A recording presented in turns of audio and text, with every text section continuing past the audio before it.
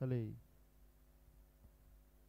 hello, hello, hello, hello, hello, hello, hello, hello,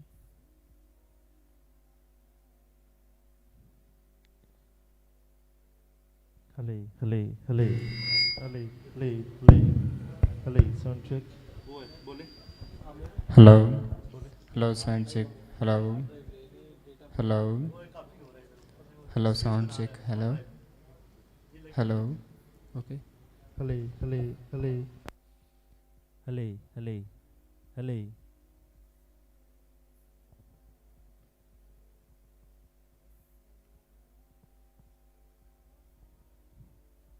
hello, hello, hello, sound check one, two, hello, hello, mic check, hello, hello, sound check, hello.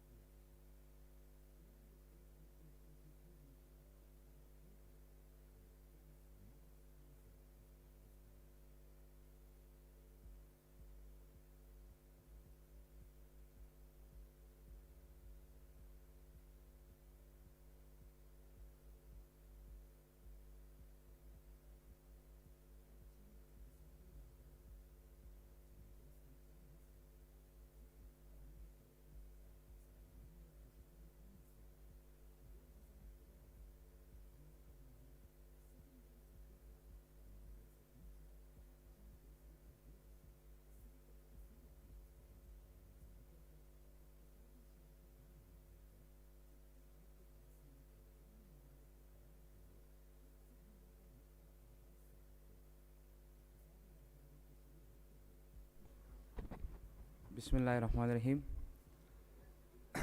To begin with our technical session 5 of the two-day international conference on decade of CPEC and BRI from vision to reality. The title of the technical session 5 is Security and Geopolitical Implication. Ladies and gentlemen, distinguished guests and esteemed scholars, welcome to the technical session 5. We will exploring the security and geopolitical implication of CPEC. I, Adnan Khan, Socio-Economic Development Specialist, CPEC Secretariat, honored to be your host for this insightful event. To ensure that we have enlightening and productive discussion, we are privileged to have the esteemed Professor Azhar Ahmad chairing this session. Professor Ahmad is a former head of Department of Humanities and Social Sciences, Bahria University, Islamabad. He received his PhD in Peace and Complex Study from National Defense University and MS from Armed Force Command and Staff College, Tehran. He is the author of the book Gwadar, Balance and Transition. Ladies and gentlemen, joining us as the first discussion part this session is Dr. Liu Zhong, the Director of Research Institute for International Strategic and Security Studies at Shanghai Institute for International Studies. Dr. Liu offers a deep understanding of the strategic implication of BRI in the context of regional and global security.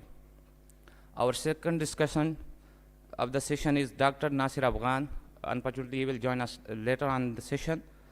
He is Director, China Study Center at Director, National Center for Food and Agro at IBA Karachi. His expertise in industrialization and strategic management adds significant value to our discussion for today's session. With such eminent personalities guiding our session, we are certain that today's discussion will be both insightful and thought-provoking. That the research paper we will be exploring covering various aspects of CPAC. We have an impressive lineup of papers to be presented by esteemed researchers in today's session.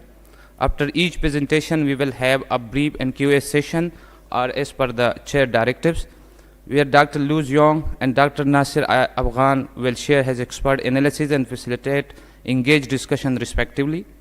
Without further delay, let me give the floor to the chair of the session. Over to you, Mr. Chairman.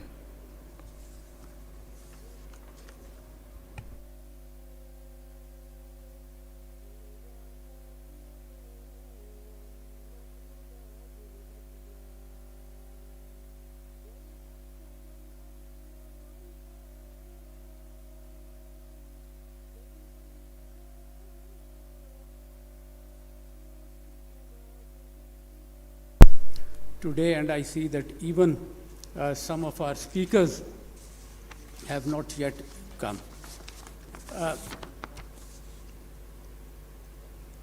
I am, first of all, indebted to the organizers for having provided me this opportunity to chair this very important session. And I am glad that I am dealing with geopolitics, not geoeconomics, because if it was geoeconomics, I would have been refuting every speaker.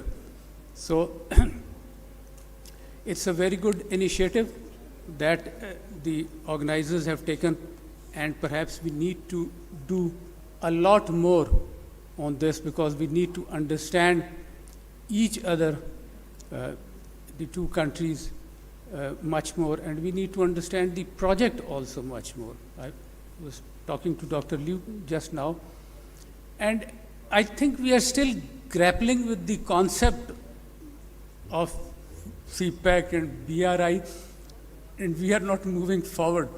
There are things that we need to settle down, that this has happened, and now we should see how best we can utilize this opportunity. But there are still certain doubts remaining, and we keep on going rounds in the circles. To start with, I see a clear confusion on understanding of geopolitics. And many people, I think the capitalists intentionally have put us on a track that economy is very important. Yes, economy is important, but economy doesn't take over from politics. I've heard people at the senior most level in the government, you have also heard them telling you that we are transitioning from geopolitics to geoeconomics. I'm sorry if I disturb your concepts on that, because it has been said so many times, it has become a mantra that everybody from intellectuals to bureaucrats say that.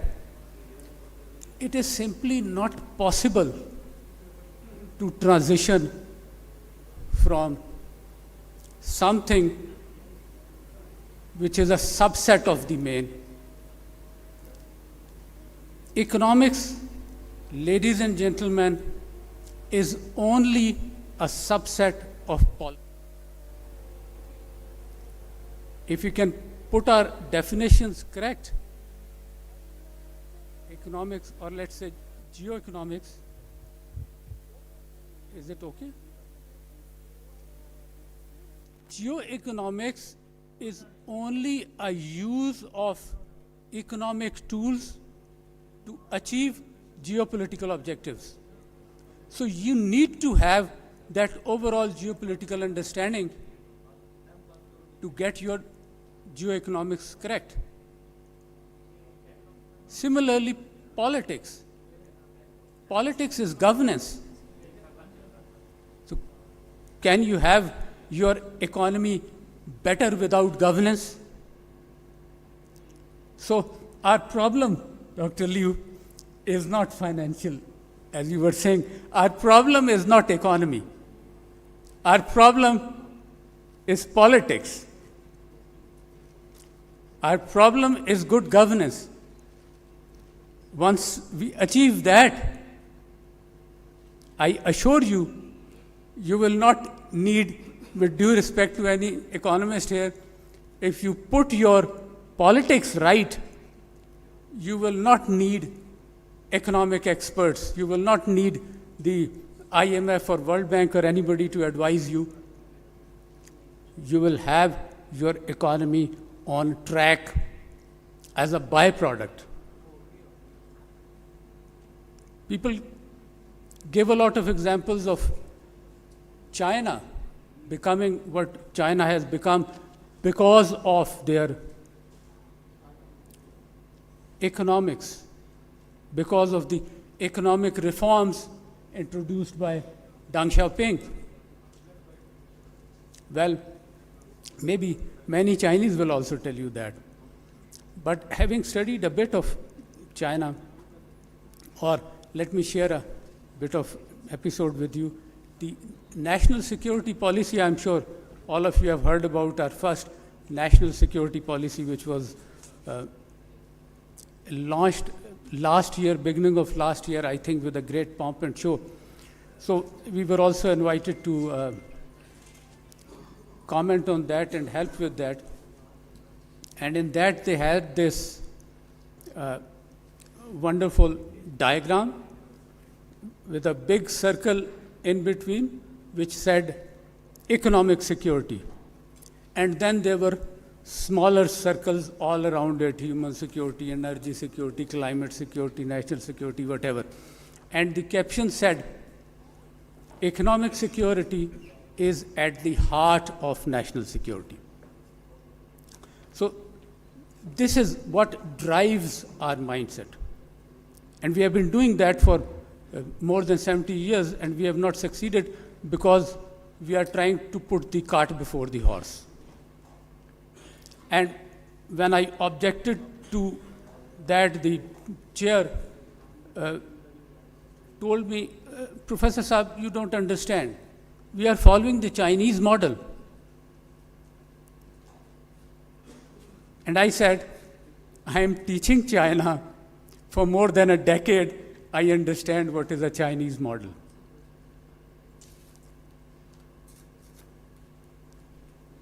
Chinese model was based on economic reforms on the foundation of political and human stability.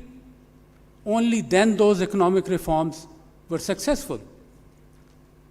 If those reforms were introduced in 1949, the result could have been very different. So they first did political reforms. Even a lot of reforms in the Communist Party of China, the structure of government. They introduced educational reforms, though they had a very robust educational system starting from the Confucius. Still, they did educational reforms. And only then the economic reforms were successful. So please get this right. This is a distraction. So I am glad that we are dealing today with the subject which is the most important subject. I'm not trying to undermine the other sessions or all that. They are equally important, but we need to understand that international politics is geopolitics. And if we have to understand any international project or relations or dynamics of international politics, we must get our politics right, our geopolitics right, and only that can get us through.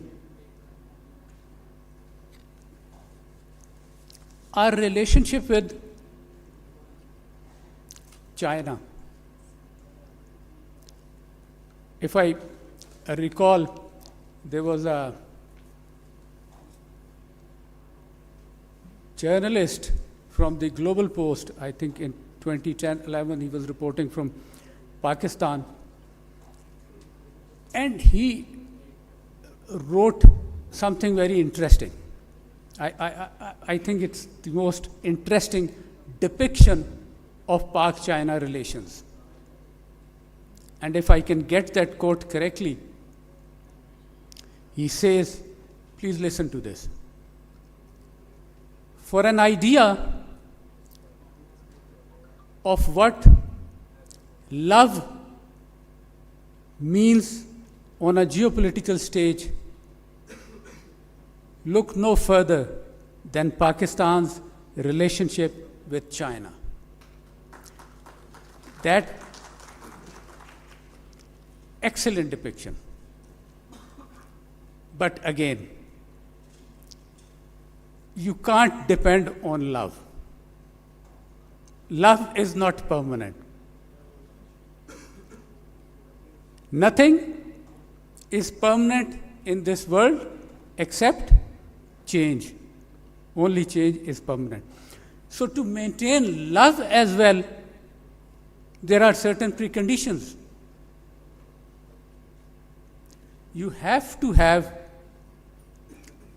there is sacrifice, there is cooperation, there is give and take, but there must be, at the end of the day, trust and confidence.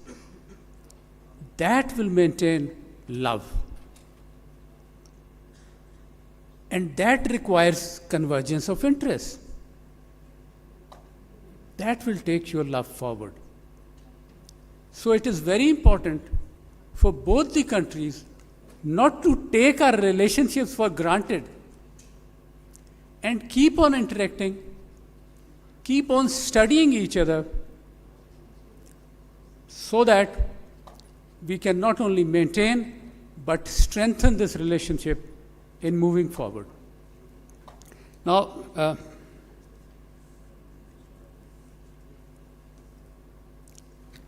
coming back to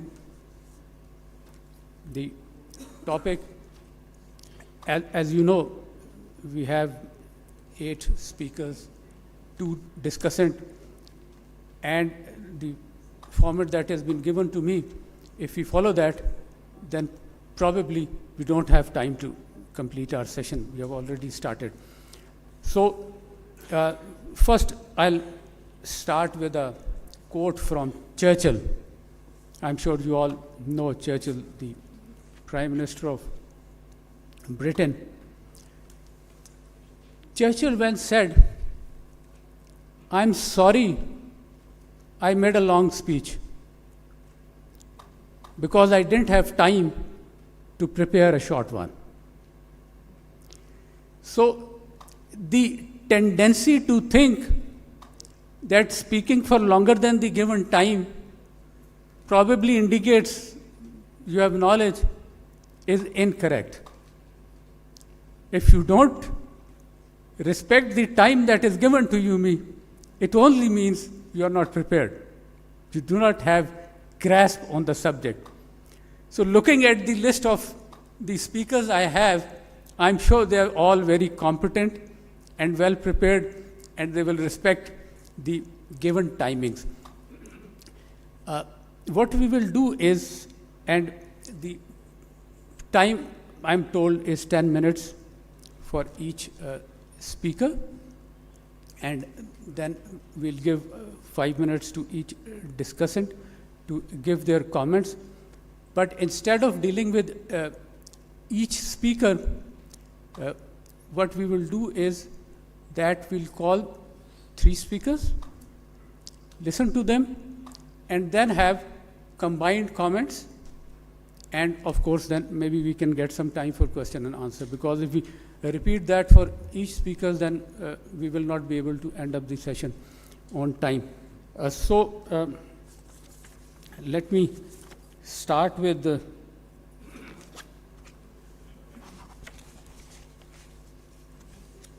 is this, yeah, thank you. Is this Mr. Usman Anwar? No. Acha. Mr. Usman is not here. What we will do is we'll start with the ones who are present. So,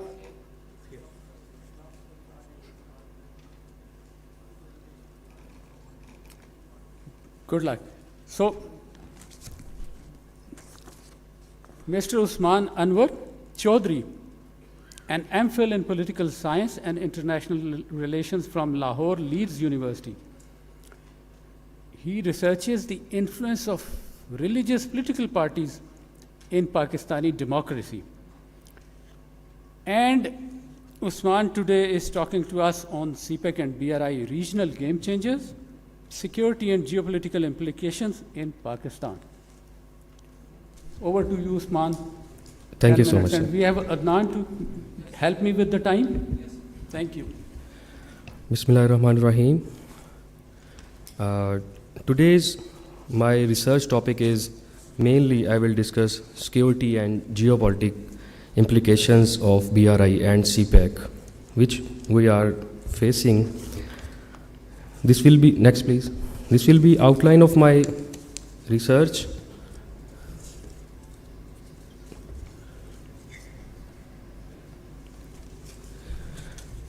Next please. Starting from introduction, BRI is a plan which will connect almost 63% of world's landmass, including 3 main continents of Europe, Asia, and Africa. Gwadar port crucial for Central Asian access to oil markets. China's investments boost Gwadar's regional significance, strategically situated for markets in Asia and Middle East. Gwadar features a deep water seaport. BRI opens opportunity for landlocked Central Asian nations.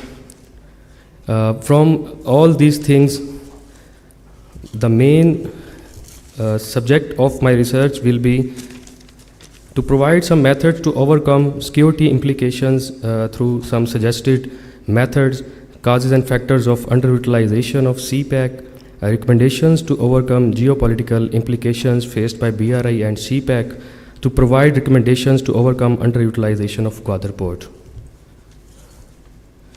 Significance, next please. Okay.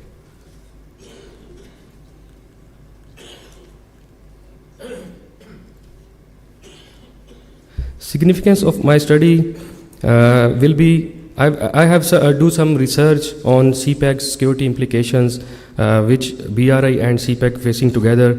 I will compare the before and after effects on regional dynamics, consider stakeholders' involvement, infrastructure, and economic impact, examines challenges, opportunities, and overall influence, includes perspectives from Pakistan, China, and regional powers and international actors. Come to the main point of my study. As we know from from its inauguration from 2013, China-Pakistan economic corridor has facing some security concerns from militant groups and insurgencies in Balochistan region, like Baloch nationalist groups like BLA, BRA are not very happy to see the progress in Balochistan due to some hostile intelligence agencies' involvement. The apprehension of Kulbhushan Yadav from Balochistan is also a very important evidence of hostile intelligence agencies in the involvement and destabilize the process of this CPEC and BRI. There are some ethnic and religious conflicts in intersecting areas which are hindering projects' successes. Political instability of Pakistan is the main, as the guest speaker already discussed, that political instability is playing a negative role in progress of CPEC, that we are still unable to find out that what we have to do and what we will do. The policies of Pakistani and political governments are not stable as they should be because the political parties prefer only their manifesto rather than the progress of as a country. Some governance issues in the area, like the business environment in CPEC and all these installations are not as much as good as it should be, and corruption impacts development and security. Territorial disputes and rivalries between Pakistan and India, that India have never claimed Gilgit-Baltistan as much as before after inception of CPEC and BRI, and India is claiming that Gilgit-Baltistan is its own part. Due to this reason, India's involvement in CPEC and BRI destabilizing is very clear from the, as I already discussed, the Kulbhushan Yadav apprehension. Security challenges require close coordination amongst the main brother countries like China and Pakistan, and it is also required to maritime security in Gwadar port, and local community worries, intellectual property rights, water scarcity. Local community worries, I would like to discuss the local community worries, is that we have to create some stakes of the local communities in progress of CPEC. The local community has a good right to be involved in all the infrastructure and the business plans.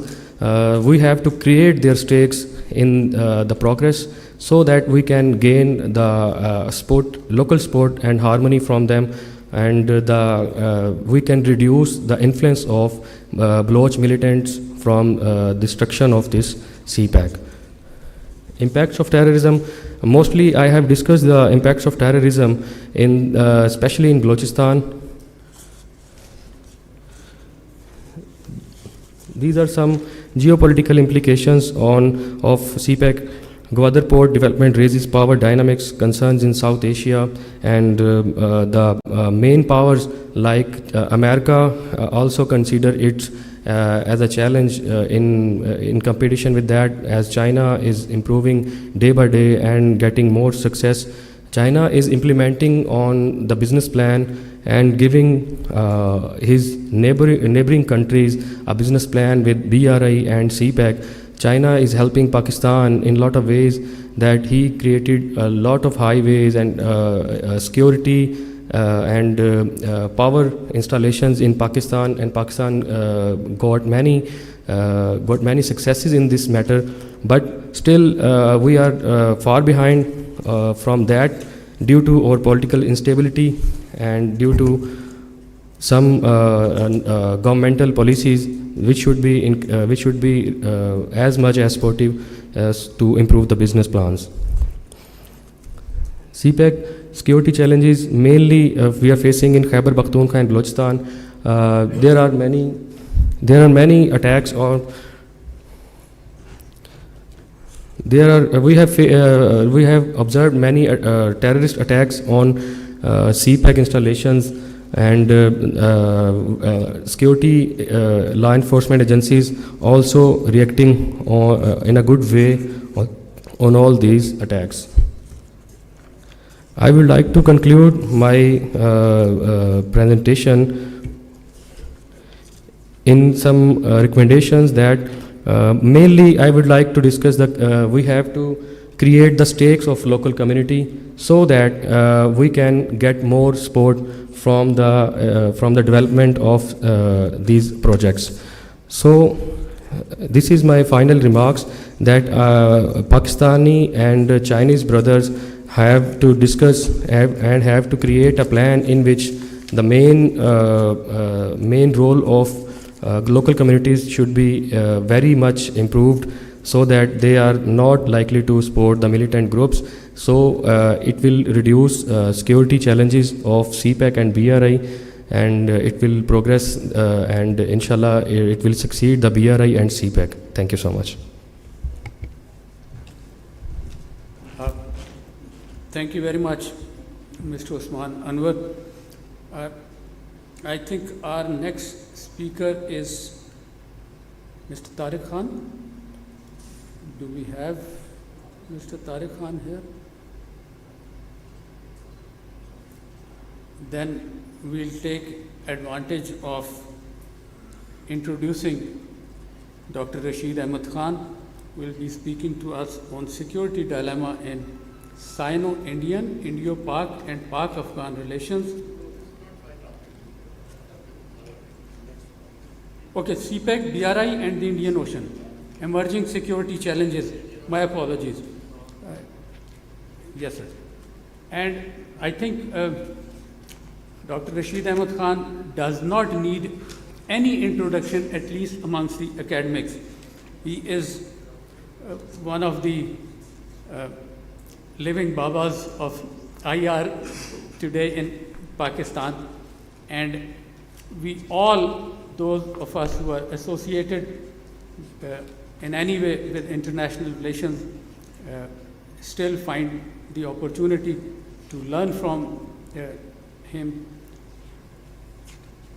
Dr. Khan has been the head of the Department of International Relations, University of Central Punjab, Lahore.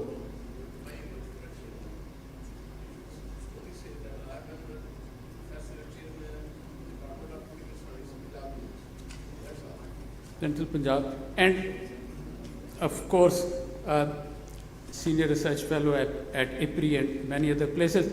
So, sir, let's listen to you. You don't need this introduction.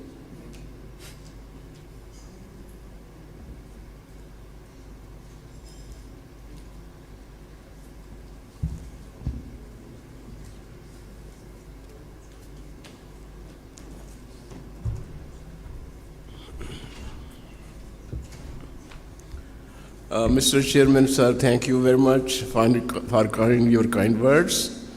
And on my part, I assure you that I will remain faithful to the famous quote of Churchill and finish my talk within the time frame that you have suggested. CPEC, as all we know, is basically the product of a bilateral agreement between Pakistan and China. And its main purpose is to lay down a corridor, trade corridor between Kashgar, that is a Chinese city in the autonomous region of Xinjiang, and Gwadar, located on the Arabian coast of Arabian Sea, the coast of Arabian Sea of Balochistan in Pakistan. But it is open to third countries also. And according to one assessment, more than 60 countries have expressed their interest and keen interest in getting associated with this corridor. In my view, it basically is meant for economic and trade purposes, but it has very important geopolitical dimensions also. In my view, the geopolitical implications or geopolitical aspects of CPEC stems from three reasons. Number one is that it passes through Pakistan, which is a bridge between the two regions, South Asia and Central Asia. It has a strategic location. And number two, is that it has at its back or as its catchment area the largest landmass stretching from Eurasia to China, including Central Asia, South Asia, because India and Pakistan have also become members of SCO, and Iran. There's no example in the history that any trade corridor, economic corridor, has been at its back and as a catchment area, such a vast area. I will only remind you that, that qualifies CPEC to be studied in the light of hinterland theory of Mackinder. And then the third important dimension is that its southernmost terminal, that is Gwadar, is located on the Arabian coast, Arabian Sea coast of Balochistan, in the Arabian Sea, close to the Persian Gulf and the Gulf of Oman. That has been historically the most active part of the Indian Ocean, and still is the home to one of the largest concentration of military power of the United States. You know, America's Fifth Fleet is basically responsible for the security of this area, that is the Persian Gulf area. But this Fifth Fleet is supported by the units of Seventh Fleet, which operates in Southeast Asia and Pacific, and also the Sixth Fleet, which operates in the Mediterranean. And not only that, even the Second Fleet of the United States, which stays in the Southern Atlantic, sends its warships. Recently, you might have noticed a development that the Biden administration has sent Air Force F-35 and F-16 planes to the Middle East to boost its position in that region, and also a destroyer belonging to the Sixth Fleet of the United States. So that makes it. I believe, and in my writings also, my writings also reflect that that belief of mine. I believe that unless you see an issue in historical perspective, you will not be able to understand it fully. I will just say a few words about the evolution of strategic dynamics of the Indian Ocean, which makes CPEC geopolitically very important. The southern terminal of CPEC, Gwadar, is located in an area where the first European empire in the Indian Ocean was established by the Portuguese towards the end of 15th century. It was the arrival of Portuguese sailor Vasco da Gama in 1498 on the western coast of India that heralded a new modern era in the history of South Asia.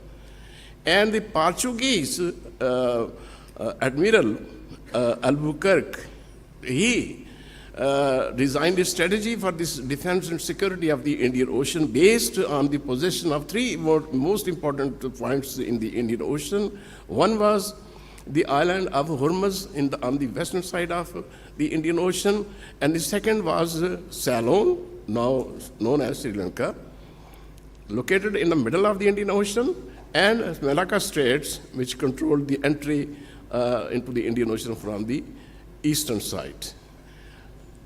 This strategy was structured by the Portuguese in 15th century, but it is still valid today. The American, the Western,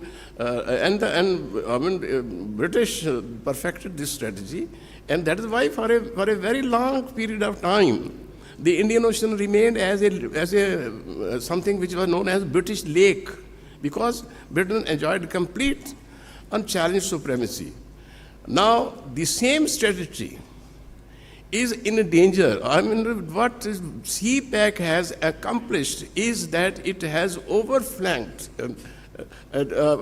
overwhelmed the strategic plan prepared by the Western countries for the last 500 years, and threatens the long-established traditional geostrategic, economic, political interests of Western countries in this region. And second reason why it has assumed geopolitical implications, CPEC and BRI, is the collusion between the United States and India. Of course, both India and the United States are opposed to CPEC, but for different reasons. The United States has its own reasons, India has its own reasons. I will only briefly touch upon this. What are the interests of the United States, concerns of the United States? It is because in the perception of the United States, they say that if China is able to establish its presence in the western part of the Indian Ocean, it will extend its influence to the Middle East, to Africa, and even beyond that in other areas of the Indian Ocean. Now, I remember a statement by a former Secretary of State of the United States, John Foster Dulles. He said that if the United States loses control over minerals located in all other parts of Asia and Latin America, the US will still survive as a global power. But the United States cannot survive as a global power if we lose control over African continent, because Africa is considered as the storehouse of world's minerals. Now, so far as India is concerned, India has a claim over the Indian Ocean based on its colonial history. Right from Pandit Nehru and the famous Indian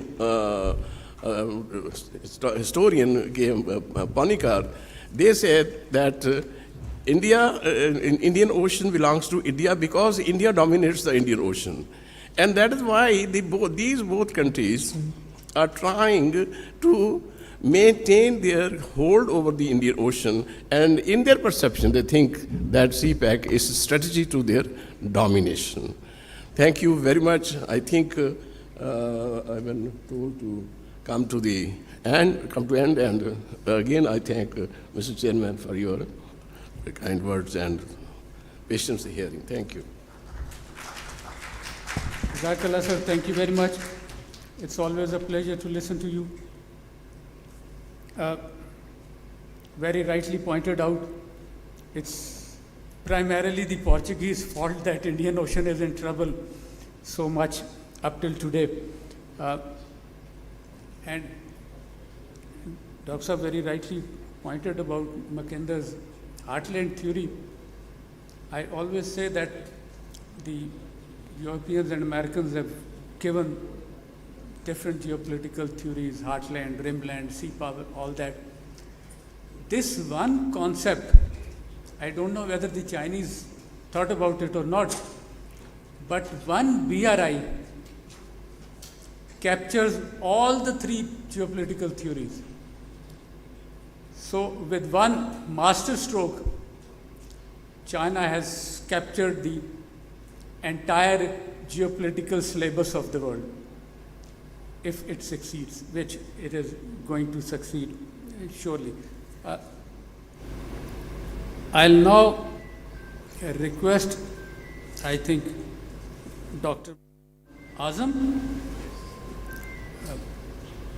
Dr. Muhammad Azam is Assistant Professor and former Head of the Department of Politics and International Relations, University of Sargodha, Punjab. He has been a visiting fellow at the Gulf Research Center, Dubai, UAE in 2010. As a research officer, he has served at the National Assembly Secretariat as well. And Dr. Azam will be talking to us on security dilemma in Sino-Indian, Indo-Pak and Pak-Afghan relations. a challenge for regional integration and connectivity. Over to you, sir. Thank you very much, sir.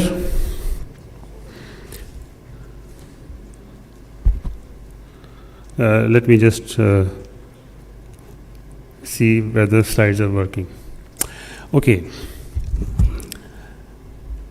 Honorable Chair,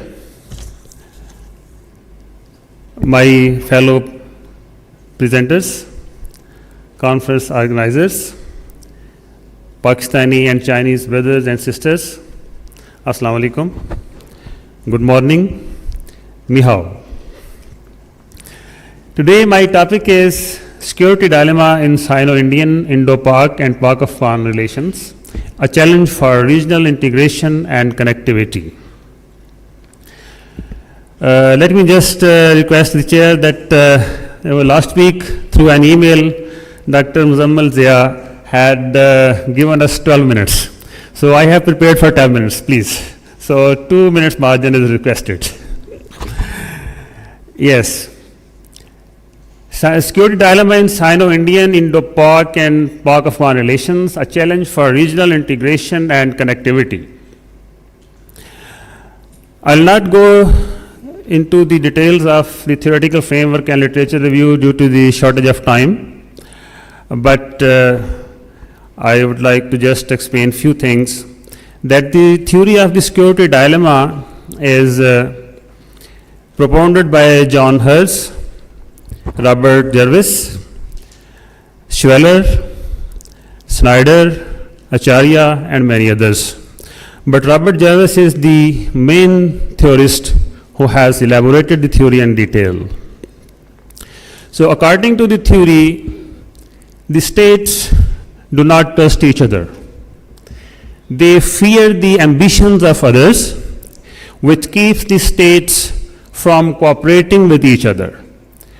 It leads to armaments and arms races, and so on and so forth. So some of the details I would be discussing during my presentation.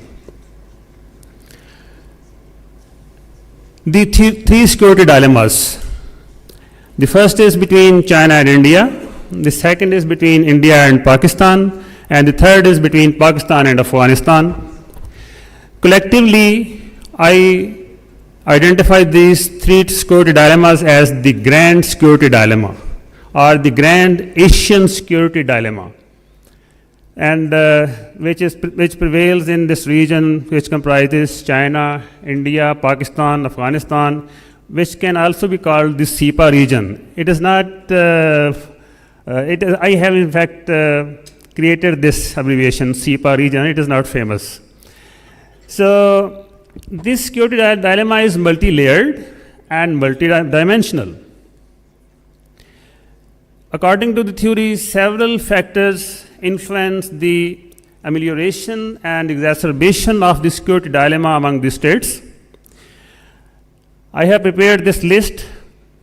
Among these factors are the geographic factor and buffer zones, adversarial perceptions of other states, revisionary foreign policies, excessively broad concept of security, arms races, power competition, type of weapons, balancing, high costs of war, the cost of loss of sovereignty, gains from cooperation, the nuclear factor, the ideological factor, political culture, political instability, and domestic concerns. So among the factors are these ones. Robert Jervis explains the security of other states declines when one state's security rises.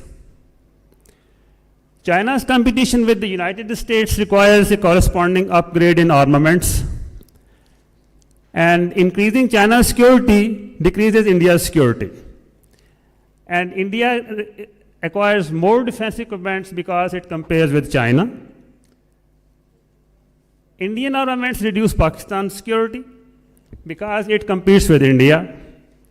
Pakistan's armaments pose a challenge to Afghanistan. Afghanistan has been in competition with Pakistan since the latter's creation. Afghanistan plunged into decades of wars and civil wars due to its pursuit of armaments for pursuing its ambitions vis-à-vis territorial claims against Pakistan. Robert Jervis further explains the security dilemma is mitigated by impenetrable barriers.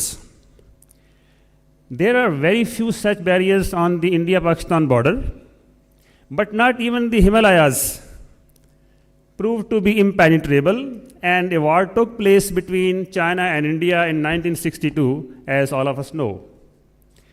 So, because of its geographic location, Robert Jervis explains, the Britain was able to observe the turmoil on the continent with relative calm. The states under consideration here, China, India, Pakistan, and Afghanistan, they are not fortunate enough in this sense. Our geography is the opposite of the Britain.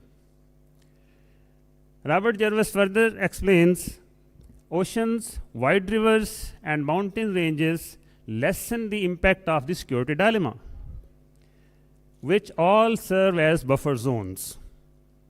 The border regions of India and Pakistan on the other side of the border have no such buffers, which adds to the security dilemma, especially for Pakistan, because Pakistan's strategic depth is much less than India and China.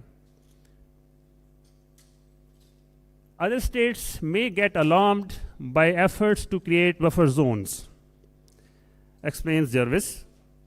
If India, China, and Pakistan, they try to push their pickets further, the other states are alarmed. A state that has a tendency to view a certain other state as an enemy will respond more forcefully and more rapidly than a state that views its surroundings favorably. Since these states under consideration, they see their rivals as their enemies, so they respond to their armaments more swiftly. So it adds to the security dilemma. Now, revisionism in these states. Schweller adds to the theory of the security dilemma and explains that revisionist states are open to using armed force to overthrow the current system of relations between states. All four states under study, they are revisionists because all of them have claims, territorial claims against their rivals, and all of these four states, they want to revise the existing boundaries or the line of control. So it is another aspect which exacerbates the existing security dilemma. So none of these four states is a status quo state. These are revisionary states. China and India have used military force on several occasions. India and Pakistan have used military force more frequently. And the threat of military conflict between India and Pakistan has existed in the past. And still our border is not peaceful. One side in the same group never takes arms of the other state meant for self-preservation. And this cannot happen in any group of two states which have territorial claims and border disputes among themselves.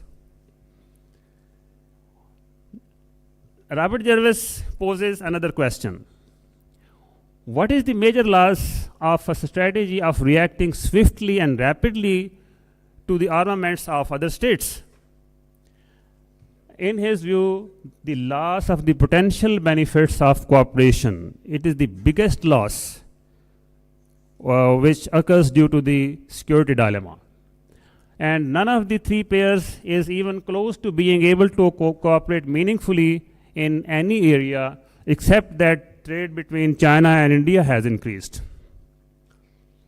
Being revisionary states, these states are power maximizers.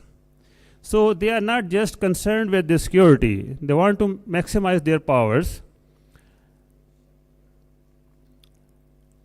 Schweller further adds, when one or more states have objectives other than a desire for security, conflict is implied and it exists. Since the goal of the states at issue is other than mutual security, i.e., the revision of the existing boundaries, so the relations are marked by real conflict. Revisionary states cause recurrent balances of power. And we have been experiencing balancing behavior among these states. For example, Afghanistan and India's close military relations with the Soviet Union, and India's close military relation with the United States, particularly after the Sino-Indian War of 1962, and Pakistan's accession of SEATO and CENTO, and Pakistan's close military relations with China. These are also, these explain the balancing behavior of these states when they try to restore the balance of power. If two states have only defensive weapons, they do not run into the security dilemma. Offensive weapons aggravate the security dilemma.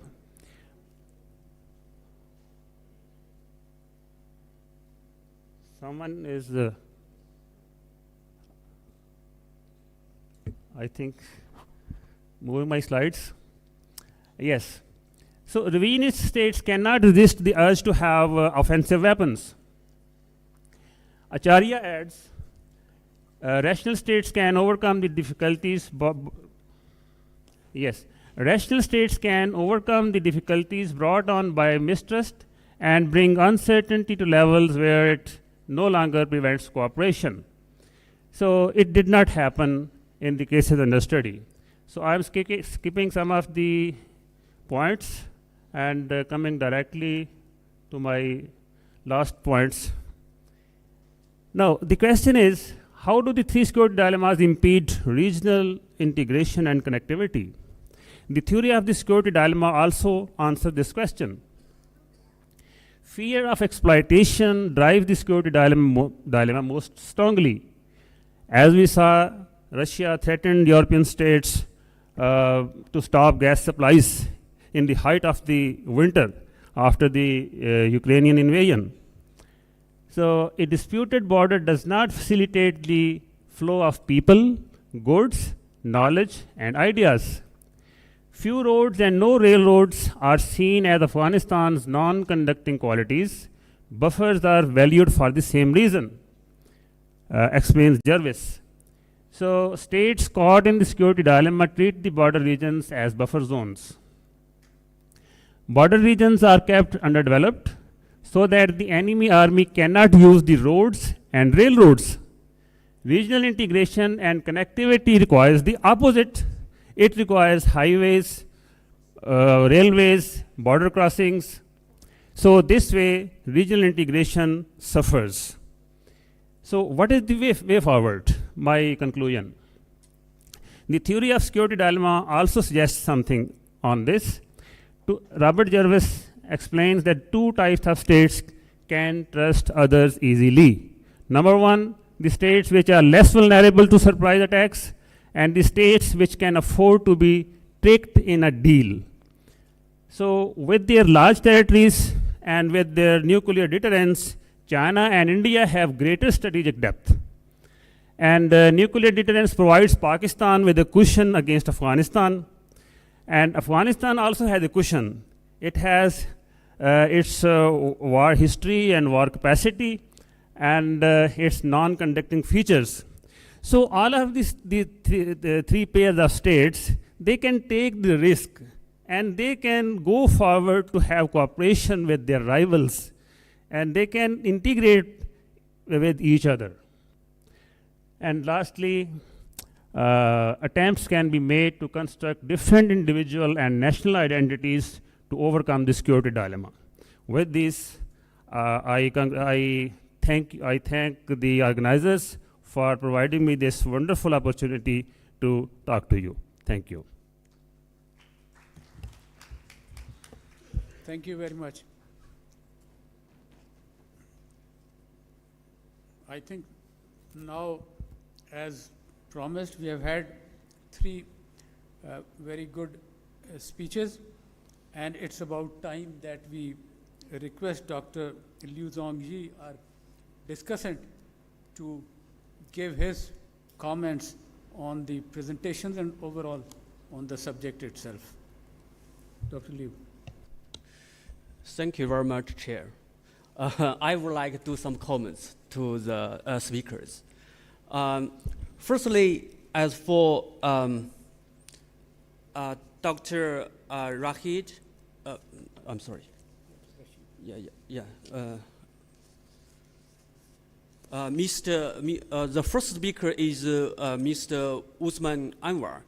I think your presentation show us almost all the factors that influence the CPEC and BRI. And also you, towards every factors, I think you have give us resolutions how to resolve this issue.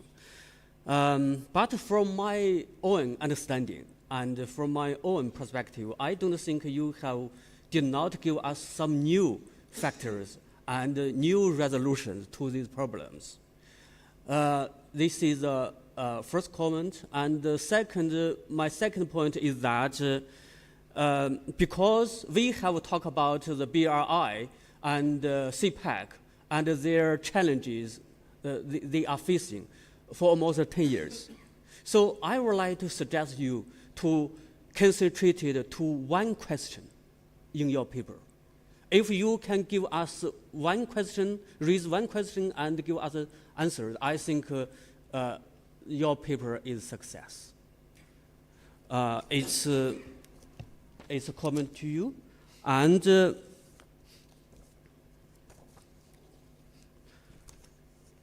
for Dr. Rahid Ahmad Khan, thank you very much. I think you give us a very good presentation on the CPEC, the Belt and Road, and the Indian Ocean region.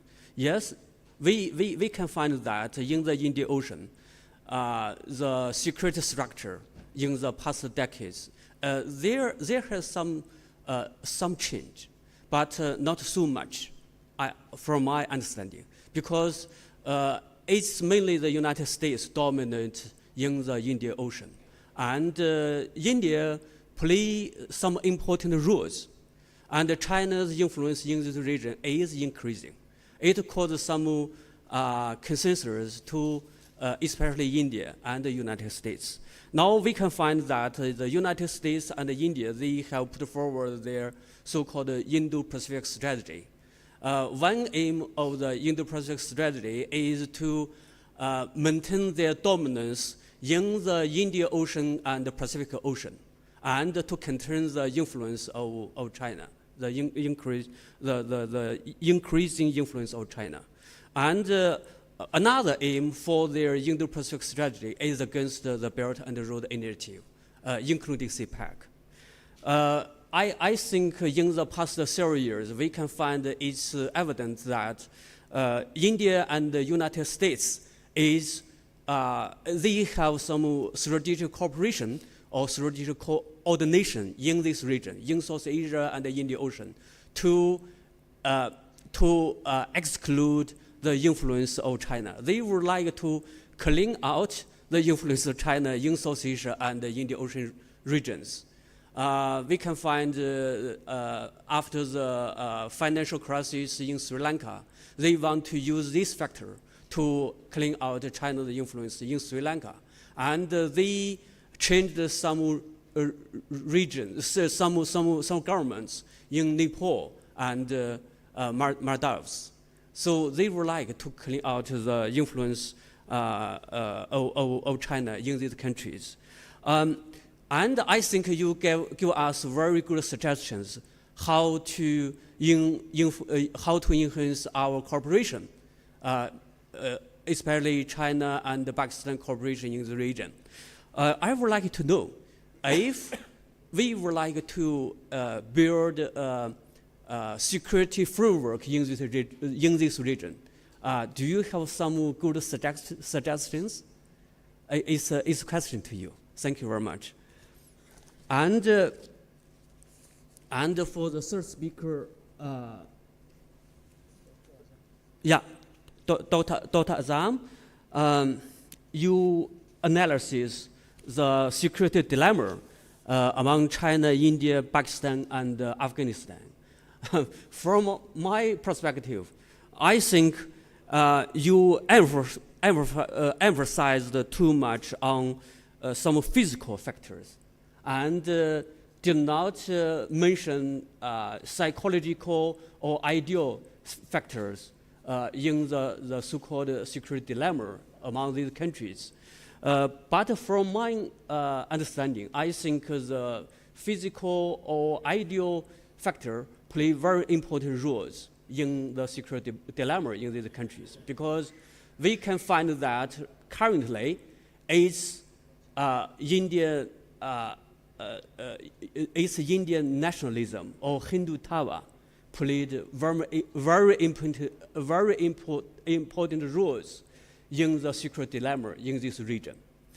This is my first comment, and my second comment is that I think when we write a paper and do some political analysis, I think we must have a correct stance.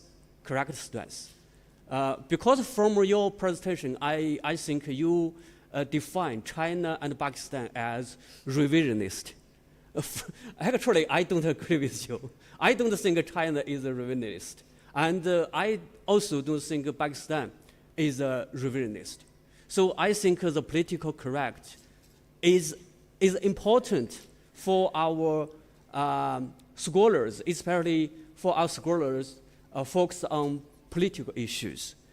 We can find that now in the so-called security dilemma, especially against the background of China-United States geostrategic competition, India would like to find some opportunities. So their foreign policy is full of opportunism.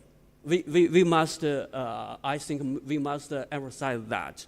And my question to you is that how to build mutual trust among these countries? Thank you very much. Thank you very much, Dr. Liu.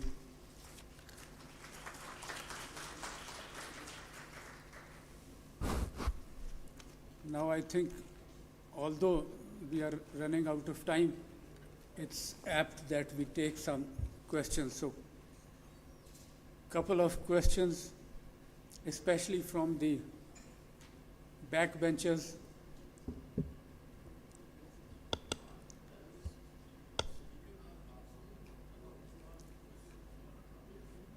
Yes, sir, if nobody is willing to speak from behind, then if... I'm Colonel Maqbool Afridi, and I'm a strong educator of Gwadar for last 23 years. BRI and CPAC are excellent projects, and China and Pakistan must work on it together and take them ahead. But the speed is too slow. We must make it on a faster speed. Secondly, I must say that whosoever has written the concept of BRI, he is a superhuman being. He is not a normal human being, he is a superhuman being. There is a perception which I am hearing for last one day that there is an insurgency in Balochistan due to CPAC. It is a wrong perception. Once the China started construction of Gwadar port in 2002, it was welcomed by all the people of Balochistan and of Gwadar, and I am witness to it. The insurgency in Balochistan started once Mr. Bukti was killed, and then there was some problem with Dr. Allah Nazar, and it was the year 2006 or 7. So the insurgency in Balochistan has nothing to do with CPAC. Therefore, I would request that this perception must be washed away. The main problem in CPAC is due to the slow speed of CPAC is due to our political instability in the country. So we must correct our political system, and with the Chinese friends and brothers, we should work on CPAC on more faster speed. Thank you. Thank you very much, sir. Basically, it was a comment, but if you want to say anything on that.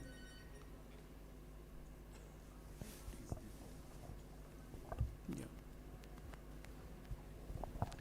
Thank you very much, Sebastian Paus, the German embassy.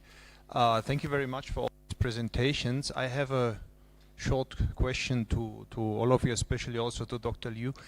How do you see the role of the European Union, especially Germany and France, in the context of these geostrategic challenges here in the Indian Ocean and beyond? Thank you.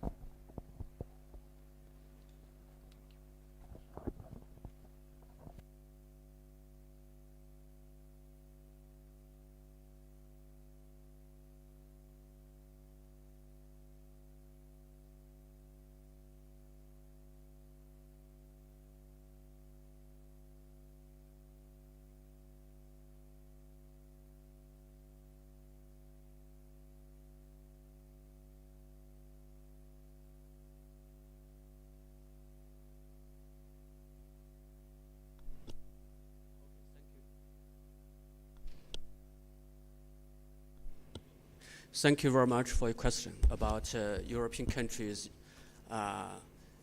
existence in the Indian Ocean. We can find that in recent years, some European countries, including Germany, France, and other European countries, they put forward their own Indo-Pacific strategy or policy. I think now, because with the rise of China and India and other emerging economies in Asia, the so-called Indo-Pacific region is becoming more and more important. So I think a lot of European countries, they would like to maintain their political influence in the world.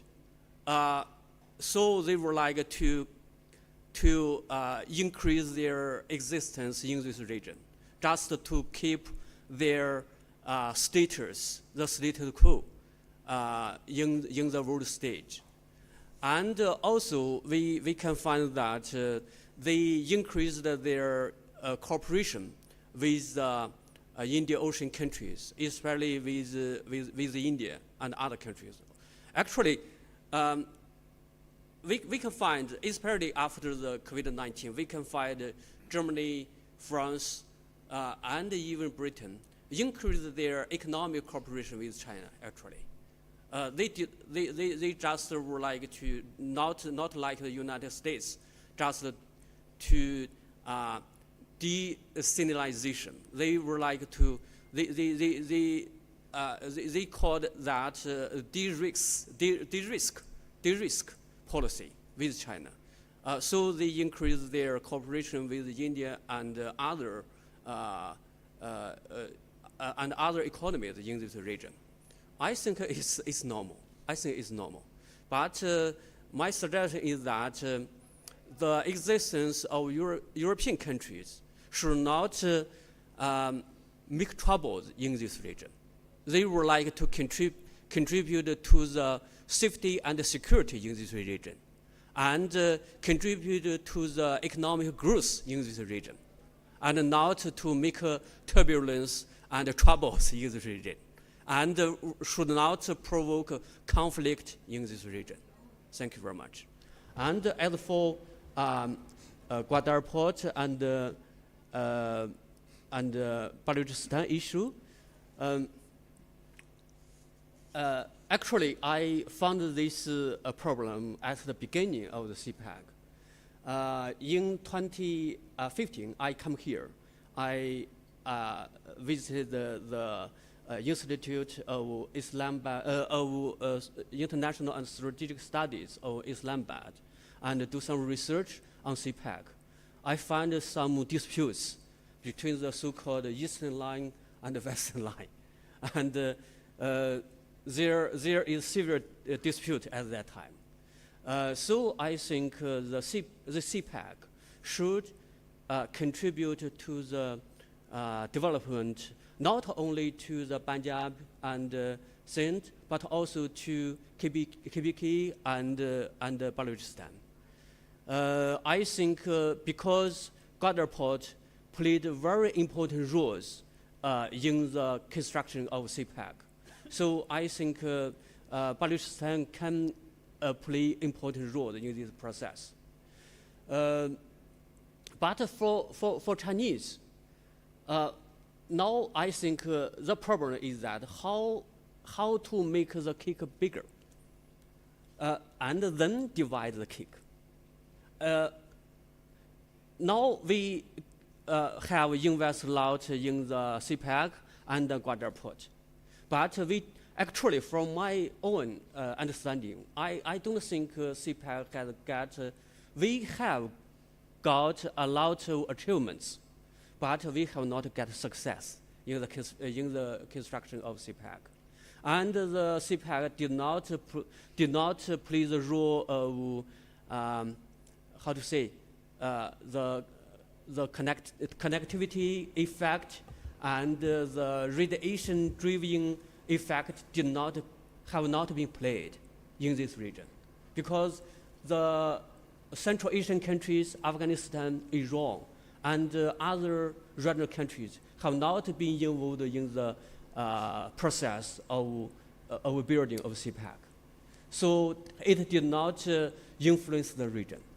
So we did not get so big a success.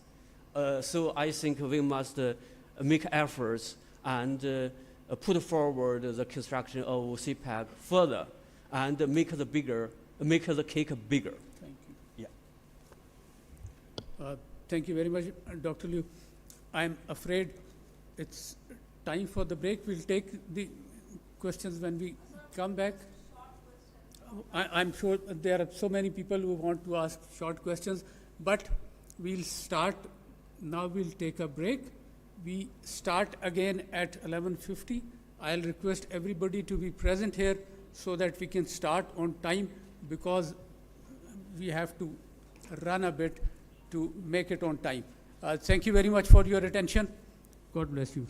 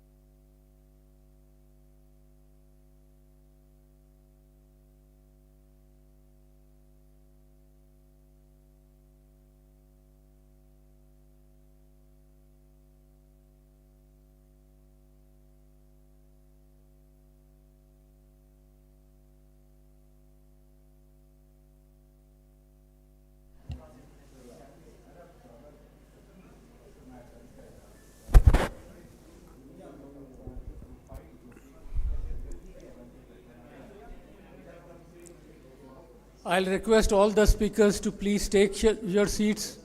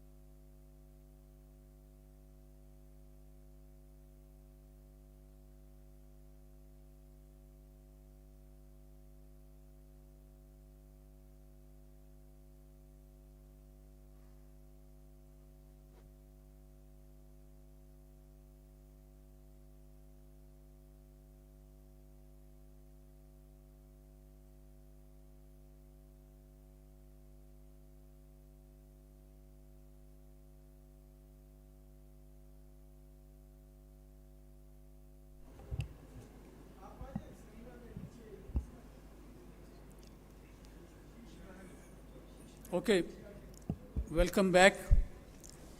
May I request all the speakers and the audience to please settle down so that we can restart the session.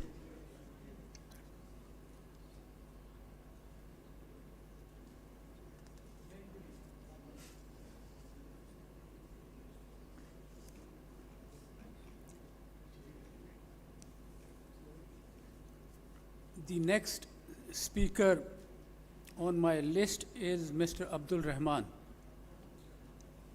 Mr. Abdul Rahman will be speaking to us on prospects for Iran's participation in CPEC and appraisal. Nahin? Upar.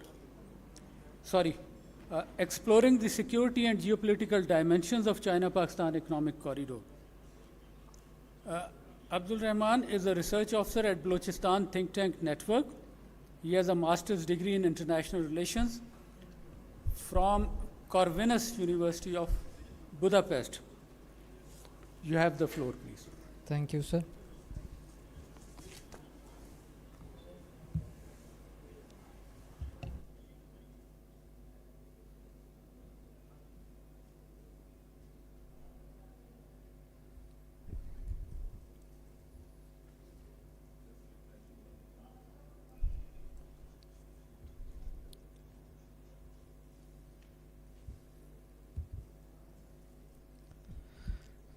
Assalamu alaikum and ni hao. Ladies and gentlemen, I am presenting my paper which is titled as Exploring the Security and Geopolitical Dimensions of China-Pakistan Economic Corridor. The outline of my paper is as flashed on the screen. So due to time limitations, I will just skip the introduction part. I will move forward to the main findings of the study. The security threats which have been discussed are twofold, which is the first one is the internal security threats to the CPEC. The backbone of the CPEC lies in Gwadar, a strategically located city in Balochistan. However, the region has been plagued by Baloch insurgency, which poses a significant threat to peace and stability both within Balochistan and Pakistan as a whole. Any development project in Balochistan, including the CPEC, is perceived as a threat to the movement by Baloch separatists. These insurgents firmly believe that China and Pakistan, under the guise of CPEC, aim to exploit the natural resources of Balochistan. Their actions are driven by the fear that the success of the CPEC will lead to the influx of people from other provinces, thereby disturbing the demographic balance and making the Baloch people a minority. To sabotage the project, Baloch insurgents have resorted to sporadic attacks, including the killing of Pakistani and Chinese workers. Prominent terrorist incidents include the attack on Per Continental Hotel in Gwadar, the attack on the Chinese consulate in Karachi, and the kidnapping of Chinese couple in Quetta. The second threat is the terrorism. Terrorism poses a significant threat to the success of the CPEC project. Over the past 2 decades, Pakistan has experienced a high number of terrorist activities, resulting in the loss of approximately 80,000 lives. Various terrorist groups such as Tehreek-e-Taliban Pakistan, Islamic State Khorasan Province, Lashkar-e-Jangvi remain active in the country. Among these groups, the TTP stand out as a notorious terrorist organization that actively seeks to instill fear within the country and targeted CPEC at different occasions. The third one is the political instability. Pakistan is currently grappling with significant political instability, which has a far-reaching implications for both its economic and security landscape. Political instability directly impacts the progress of the CPEC project. Investors may become hesitant to commit to a substantial investment in an environment characterized by political uncertainty. One of the major challenges is disagreement on CPEC project among political parties in Pakistan. The provinces are not happy with the allocations of different development funds to the provinces and the route which connects Kashgar and Gwadar, that is the famous eastern and western route controversy. Prolonged political instability can also strain the Pak-China relationship, which forms the foundation of the CPEC project. Now I'll move to the external security threats. The first one is the Afghanistan's factor. Afghanistan has been grappling with the instability since the Soviet invasion in 1979, which has profoundly impacted its political stability, governance, and economic growth. The geographic proximity between Pakistan and Afghanistan creates a unique situation, as the security situation in Afghanistan directly impacts Pakistan's own security. The presence of terrorism in Afghanistan has direct implications for projects like CPEC, as it can result in a spillover effect, endangering regional stability. The Tehreek-e-Taliban Pakistan has established a strong base in Afghanistan, enabling them to easily carry out cross-border terrorist activities. The second external factor is the Indian factor. India has raised significant concerns over the extensive investments made by China in Pakistan through the CPEC. The Indian government sees CPEC as a potential threat to the regional peace and security, as it significantly enhances China's presence and influence in the region. These concerns were particularly highlighted during the Indian Prime Minister's visit to China in 2050, when he expressed his disapproval of the project. In response to the CPEC, the Indian government has actively pursuing the development of Chabahar port in Iran. This project is seen as a strategic move to counterbalance the potential impact of CPEC.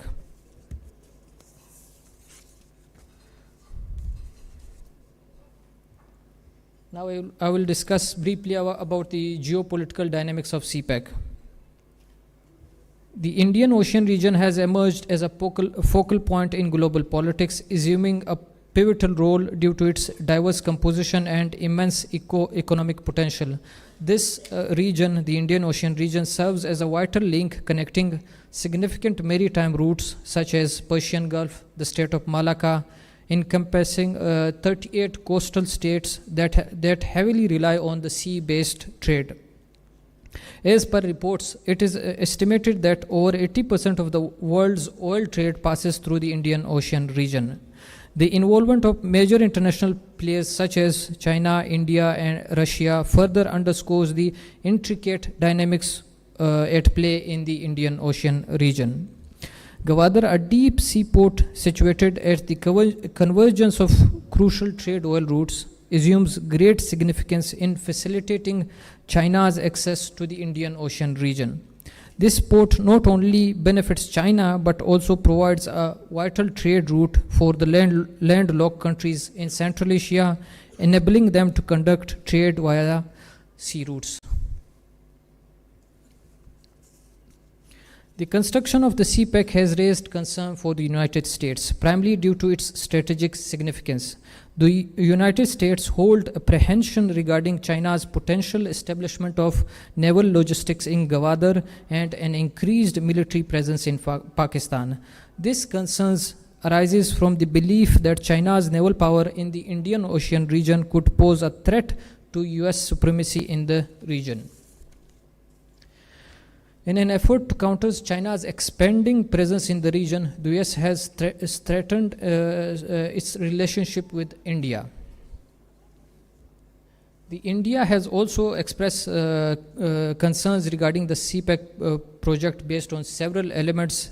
Firstly, India apprehends that CPEC will enable China to dominate the trade routes in the Indian Ocean region. This concerns stem from the potential for China to exert significant influence over the maritime trade routes in the Indian Ocean region.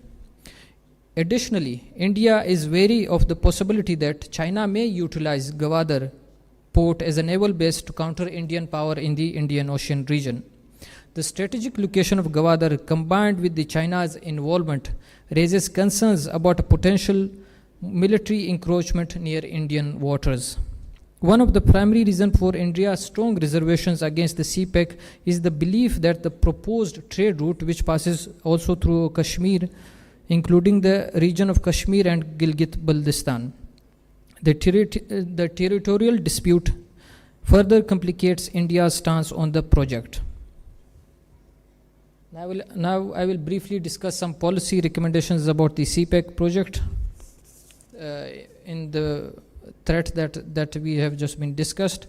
One of the key aspects is ensuring CPEC, success of CPEC is the normalization of relationship between Pakistan and India. Both countries need to initiate negotiations and foster an environment that promotes their shared interests. India needs to adopt a more pragmatic approach toward the CPEC and recognize its potential for fostering regional connectivity.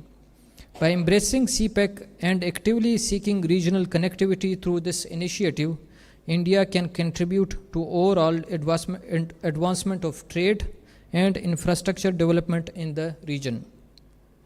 The integration of Afghanistan into China-Pakistan Economic Corridor projects holds the significant potential of fostering economic cooperation and regional integration.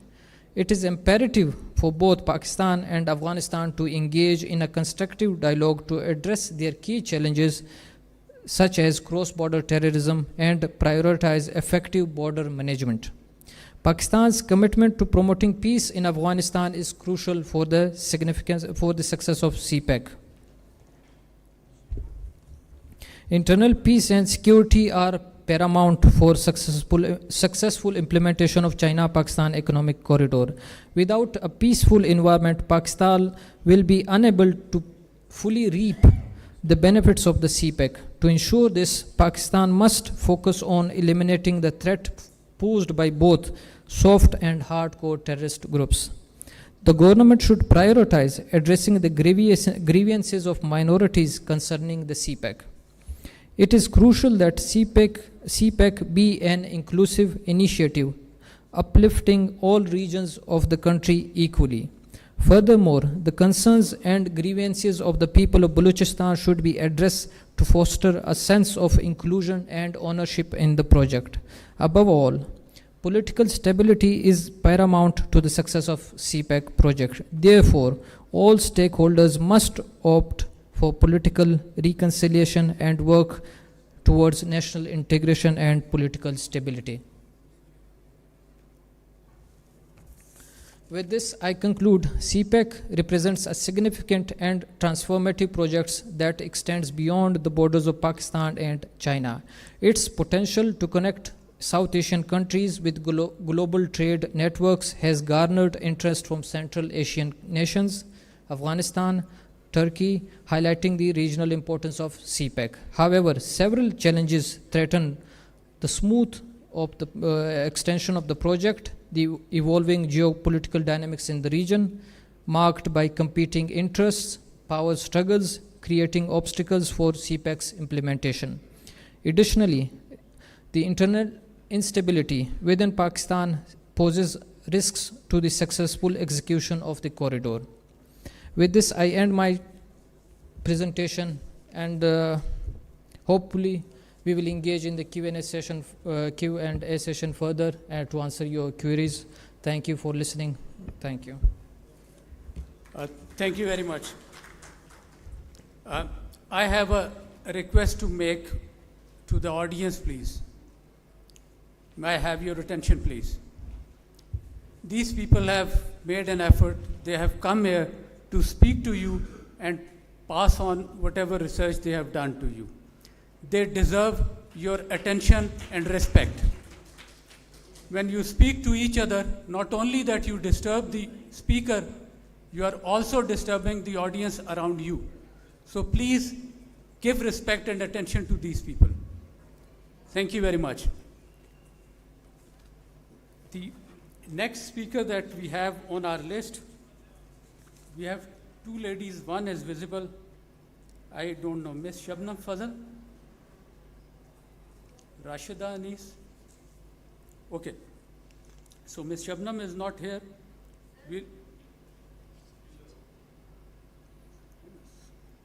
Ji, please. Okay, Ms. Shabnam is also here. Ms. Shabnam will speak to us on prospects for Iran's participation in CPEC and appraisal. You have the floor.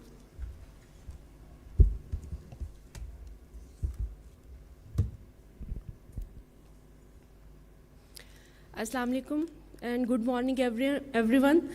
This is Shabnam Fazal here, and I feel very honored to be here in this international conference on China-Pakistan Economic Corridor to talk about CPEC in the context of regional economic integration.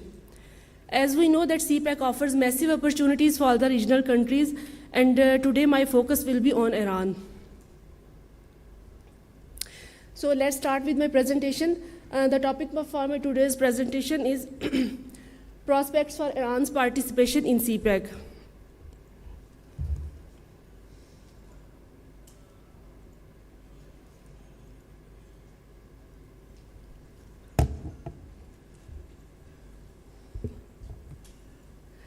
First, I will highlight the significance and objectives of my paper. CPEC offers massive opportunities for the regional countries, and especially those countries which share their border with Pakistan.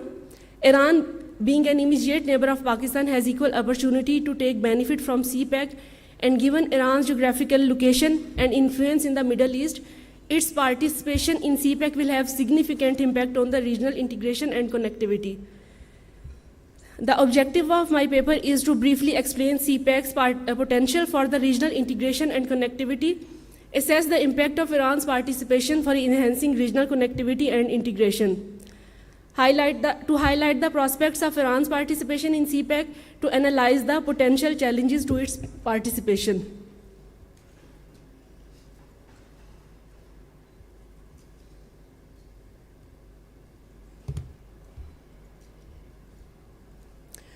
So, the introduction of my presentation, China-Pakistan Economic Corridor is realized as a developmental project not only for China and Pakistan, but the corridor has the potential to integrate the Southwest Asian countries under the China's vision of achieving socio-economic growth through regional integration.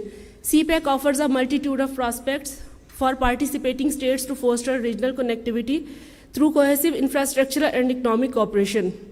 It serves as an incentive for overcoming significant barriers by facilitating the trade of goods and services and integrating markets, allowing for seamless trade, capital flow, human mobility, and exchange of ideas between the regions.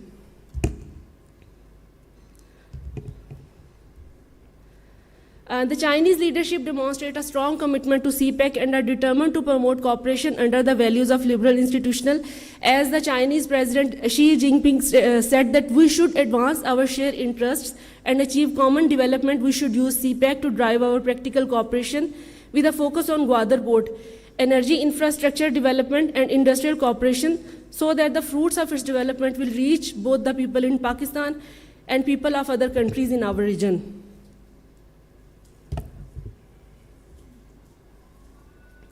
China, Iran, and Pakistan are geographically connected through land routes and are vital states endowed with massive economic potential. The interconnectivity of these countries and the convergence of their economic strategic interest creates promising opportunities for Iran's involvement in the CPEC. I will briefly explain the theoretical framework. Theoretically speaking, the bilateral internationalism can be the best lens to understand CPEC in the context of regional integration and connectivity. Liberal internationalists are concerned with the organization and reform of the international system, advocating for diplomacy and multilateralism as effective strategies for states to pursue further sustained cooperation among the countries. The South Asian region as a whole requires CPEC as it serves as a regional connectivity arrangement that promotes sustained cooperation and builds trust to achieve absolute gains for a peaceful and prosperous region. Iran's participation in the CPEC gives it border with Pakistan would not only have a significant impact on Pakistan-Iran-China relations, but also enhance regional connectivity.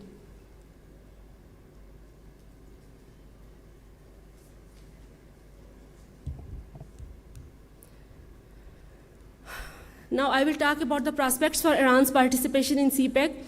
China and Pakistan both have welcomed the word to participate in the mega project of CPEC. Iran has demonstrated a significant inclination at the governmental level to participate in the CPEC.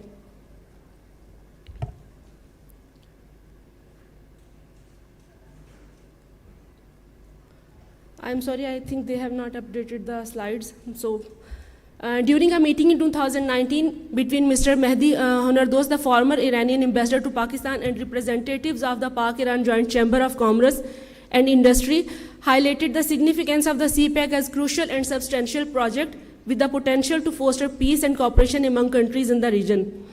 He emphasized that Iran, as an important country in the region, possesses substantial potential and capabilities, including transit routes and various resources.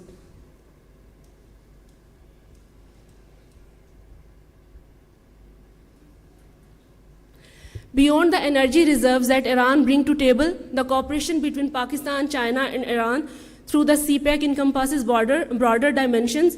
The potential for Pakistan, China, and Iran to establish an energy nexus is inherently compelling, and recent developments further reinforce this likelihood. The energy cooperation between China and Pakistan is well defined within the framework of the CPEC. There remains untapped potential for energy collaboration between Iran and Pakistan, which is currently not as advanced.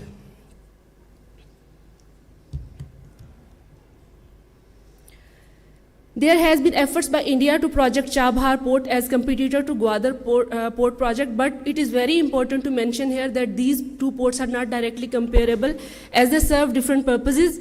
Gwadar is a deep sea port with significantly greater harbor potential than Chabahar, which primarily facilitates transit trade through Afghanistan. And Iran has tactfully positioned Chabahar as a sister port to Gwadar, maintaining the possibility of future cooperation with China and Pakistan in various ventures.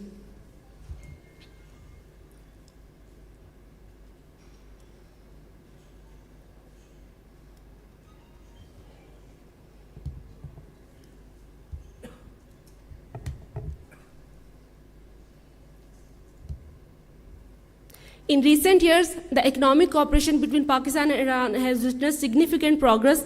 Both nations have made commitments to enhance their trade volume to $5 billion by 2025. China holds a position of being the largest trading partner for both Iran and Pakistan. This grants China considerable influence over the short-term economic and trade prospects of these nations through a soft economic and political approach.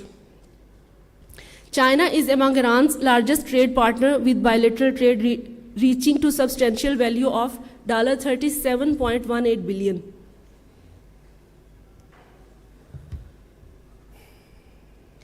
Okay, now let's see what are the challenges for Iran. CPEC has encountered significant opposition from India, which perceives it as a challenge to its regional economic interest. With the influence of US objections to the CPEC, India may further obstruct the progress of this project.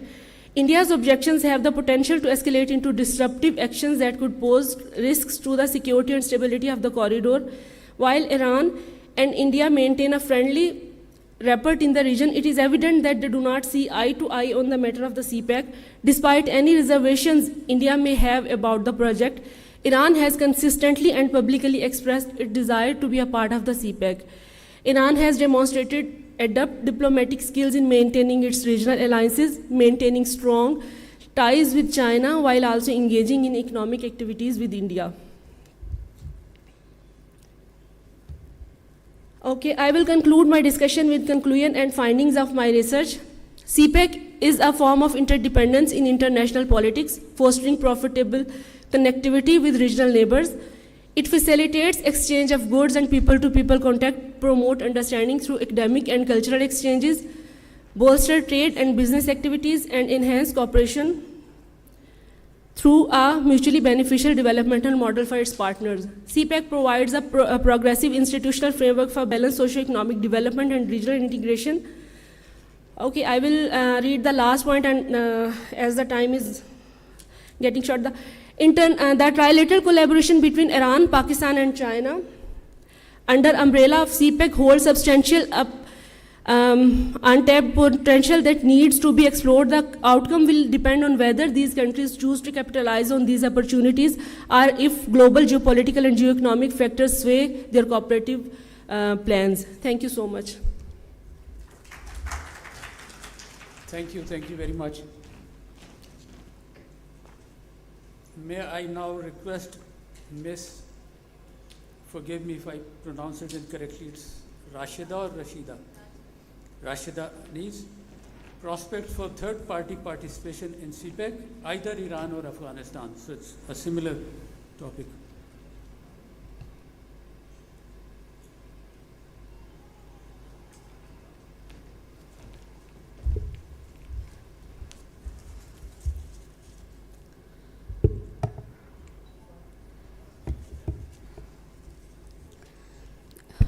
So, Assalamu alaikum. As Sir Azhar mentioned, the topic of my presentation is prospects for third-party participation in CPEC, either Iran or Afghanistan. So, this is the scheme of my presentation.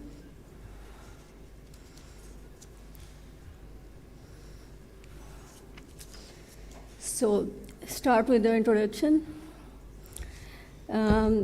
A little bit with background. CPEC, the flagship mega project under the Belt and Road Initiative, welcomes third-party participation. The CPEC, the China-Pakistan Economic Corridor, is an open and inclusive platform. China and Pakistan welcome any effort by that support the Belt and Road Initiative and the building of CPEC. This was the statement given by Chinese Foreign Minister spokesperson Zhao Lijian last year.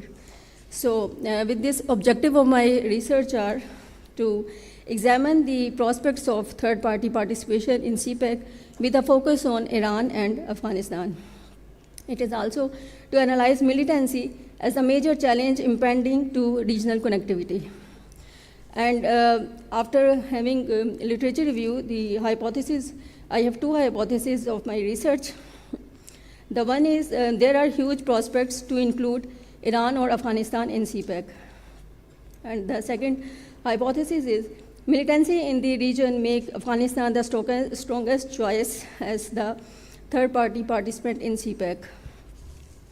So it is significance, I suppose that my research is significance, as it is essential to note that including Afghanistan as the first participant in the CPEC project and Iran at some later stage would make CPEC and BRI a complete success. Now I will discuss, in fact, I will skip the potential and prospects of Iran in CPEC because the previous, you have, and I agree with the previous presenter's conclusion that there is a huge potential for Iran to include in the CPEC. So coming to the next slide, which is basically discussing Afghanistan as the third-party participant.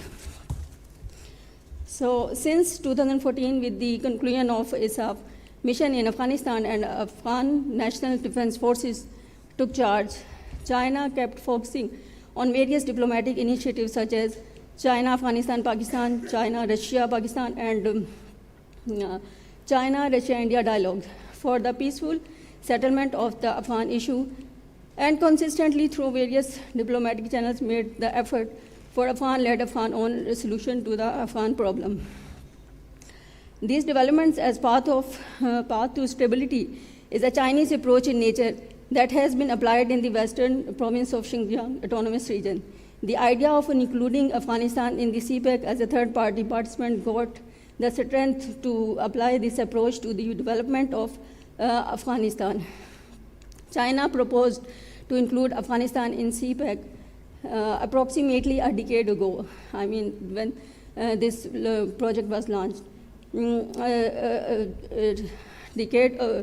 But the Western-backed administration in Kabul was eventually denied the participation in this signature project by its partners. With the but China consistently supported the idea, as I have mentioned, the quote from Zhao Jiang, a former ambassador to Afghanistan, who states that in 2016, without Afghan connectivity, there is no way to connect China with the rest of the world. Pakistan also considers Afghanistan as a natural and key linkage to CPEC, as said by Dr. Nasir Afghan, who is Director, China Study Center at Institute of Business Administration, that opportunities of CPEC can be applied to evolve it into China, Pakistan, Afghanistan economic and trade corridor. However, since the abrupt and rather humiliated departure of the United States from Afghanistan, it has been analyzed that China is hesitant of taking the full burden of Afghanistan's socio-economic and political reconstruction. That is the reason that a persistent appeal by the Chinese authorities to help jointly construct Afghanistan is seen.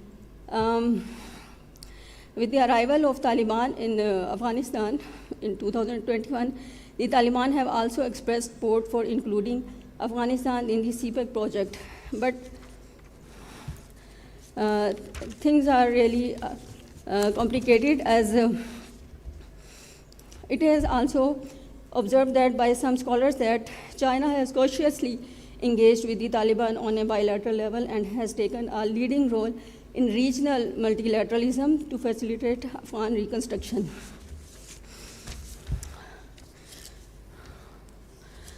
So the reason is, of course, the challenges which militants pose. Militants of the past, such as Al-Qaeda, TTP, ETM, coexist with militants of the present, such as some hardliner, Balochi, and Sindhi nationalists who have raised arms, and the situation is critical, along with the new dimension of Pak-India animosity that beside under the shadow of Pakistan-India hostility, new danger to the China CPEC can never be ignored. So there is the international dimension of challenges.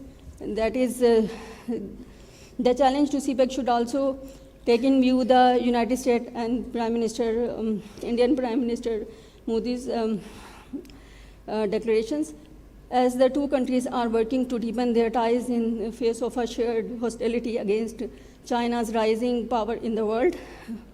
During recent state visit, the PM Modi baseless allegations on Pakistan, like its connection with militant organizations, also adds to the challenges to Pakistan.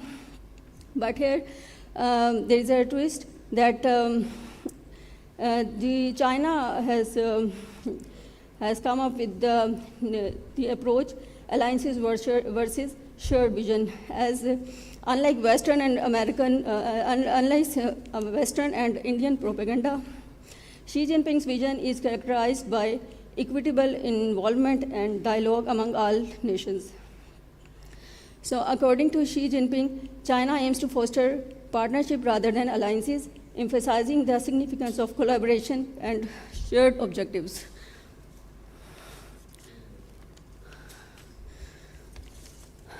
So China's shared vision is also related to, China is a significant participant in several important regional conferences, where the issue of security in Afghanistan continues to be a primary concern. Besides, the interim government of Afghanistan is currently working to rebuild the country in a peaceful way, improve the country's social and economic situation, make friends with neighboring countries, and work with the rest of the world in a way that help everyone. So I suppose next two slides, there is a key expectation from Afghanistan, as we all know, that inclusive state government, human right, and all this, and China's engagement model, which is basically to emphasize the international community to support Afghanistan economy and improve people's life. So here I come with my conclusion. So my conclusion is that it is not possible to achieve connectivity infrastructure Um, if we include Iran as first as the third-party participant at the outset, because without addressing the issue of militancy, the objective of CPEC may not be able to achieve. Rather, inclusion of Afghanistan, China is ready to, this statement supports basically my paper's argument, that China is ready to, with the framework of the Belt and Road Initiative, promote the extension of China-Pakistan Economic Corridor and China-Central Asia, West Asia Economic Corridor to Afghanistan to help transform Afghanistan from a landlocked country to a land-linked country. This was the statement given by State Councillor and Foreign Minister Qin Gang on 13 April 2023 in the second informal meeting on Afghanistan between Foreign Minister of China, Russia, Pakistan and Iran in Samarkand. So I come to some recommendations at the end of my presentation. There need formal engagements. Time is ripe for China to move a step forward and transform the informal bilateral engagements into formal engagements in Afghanistan so as to adequately address the issue of militancy with Afghan authorities and the issue which can disrupt the CPEC. The study also recommends that Pakistan is in dire need of a new anti-terrorism policy that help it to make away from the dichotomy of good and bad militants. So the last point is, success of CPEC lies in collaborative approach.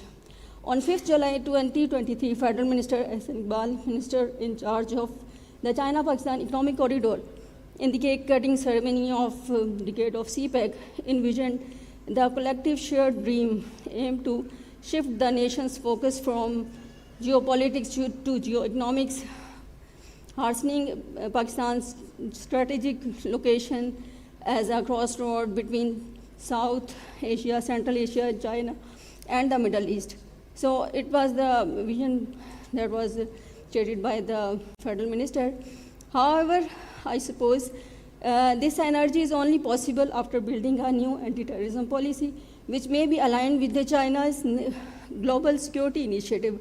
As under the global security initiative, China has proposed its willingness to provide 5,000 training opportunities in the next 5 years to train professionals for addressing global security issues in the developing countries. Therefore, the stakeholders of Pakistan and Afghanistan should get in touch with the relevant Chinese departments to explore opportunities for anti-terrorism endeavors in Pakistan and the surrounding regions. I thank you, all of you.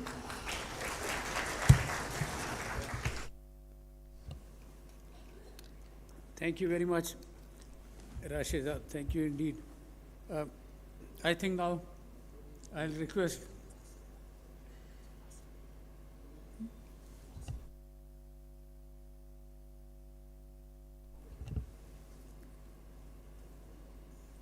can we complete the round, and you'll have your time, don't worry. We have 2 speakers left. So I'll now request Dr. Liu to sum up the presentations. Okay. Thank you very much, Chair. As for Mr. Abdul Rahman's paper, I think your logic is very clear, and you also give us a lot of suggestions to resolve these problems, these challenges. But my question is that, how can you realize these suggestions? Do you have some concrete steps to realize your suggestions? Is my question. And as for Ms. Shabnam Fazol's presentation, you mainly talk about the third-party participation of CPEC. And from your, I think your paper and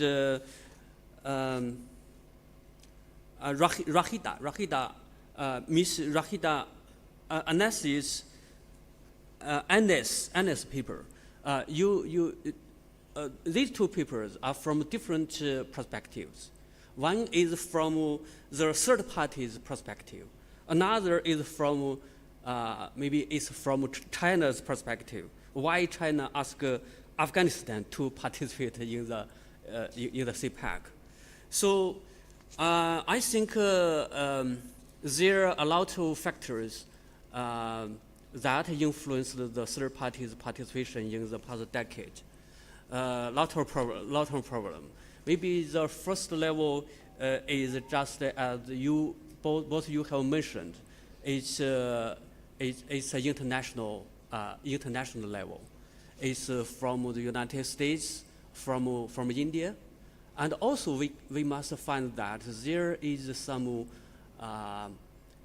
bilateral level. Bilateral level it means that the bilateral relations between Pakistan and the neighboring countries. So I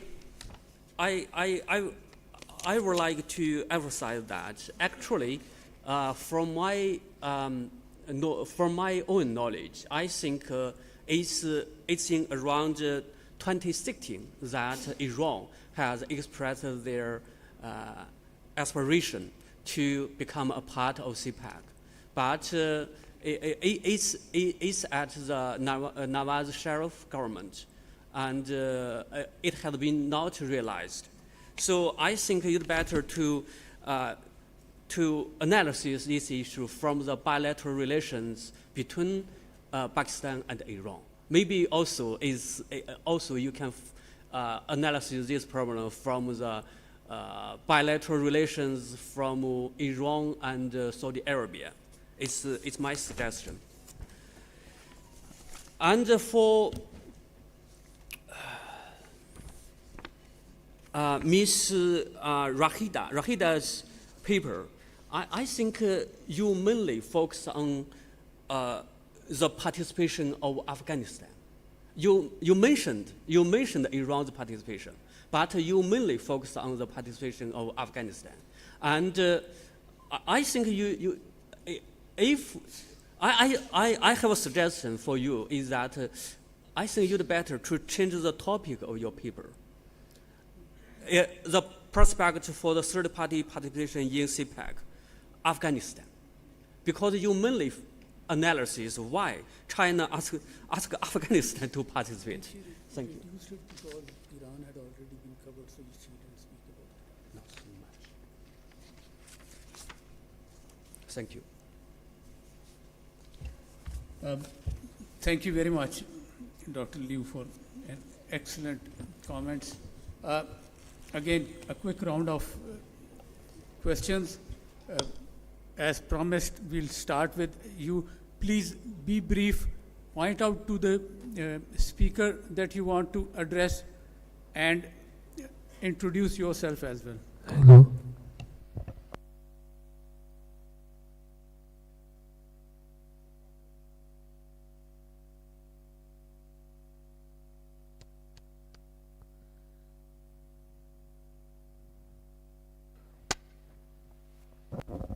I am Nigat Ehsan, Director of Information. Dr. Leo, would you please like to enlighten us about the impact of Sino-US? Address the speakers, please, because they are the one who have presented. It's not his fault if they have presented anything. So my question was particularly from Dr. Saab. Okay. That's why. And all the speakers, if they can add their views, it is most welcome.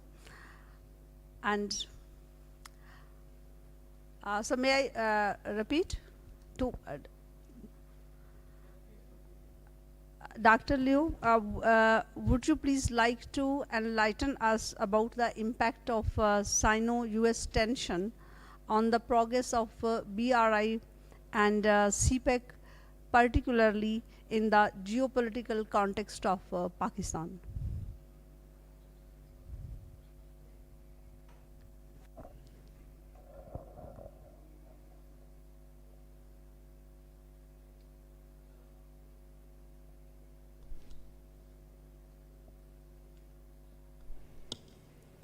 I think it's complicated for the geopolitical implications of CPEC and BRI to Pakistan. It's complicated. Because from the beginning of the CPEC, after we raised the CPEC initiative, a lot of Pakistan friends think that it's a game changer for the regional geopolitics.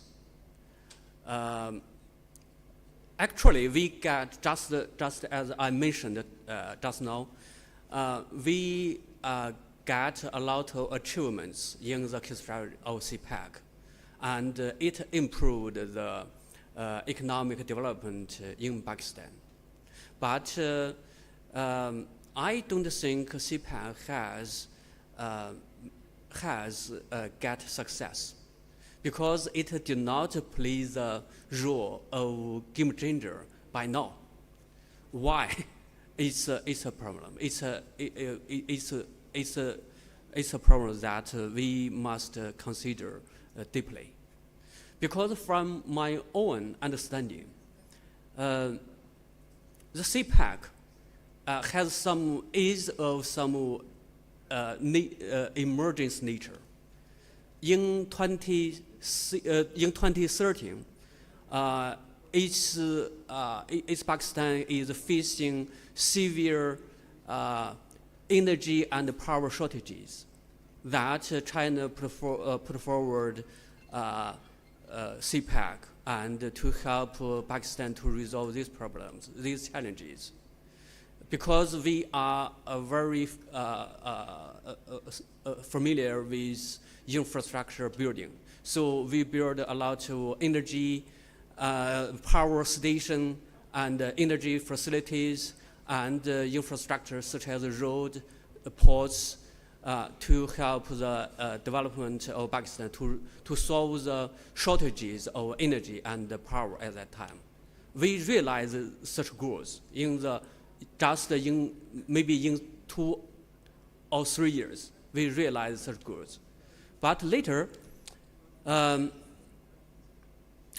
we encountered a lot of challenges, including the geopolitical challenges from the United States, from India, because India thinks that CPEC and BRI is just to circle or to contain India.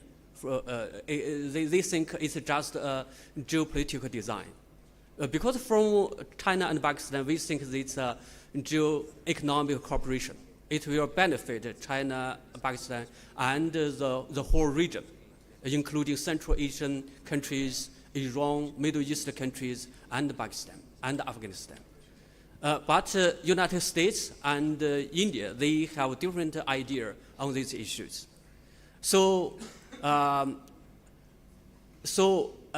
you can find the building of CPEC and BRI.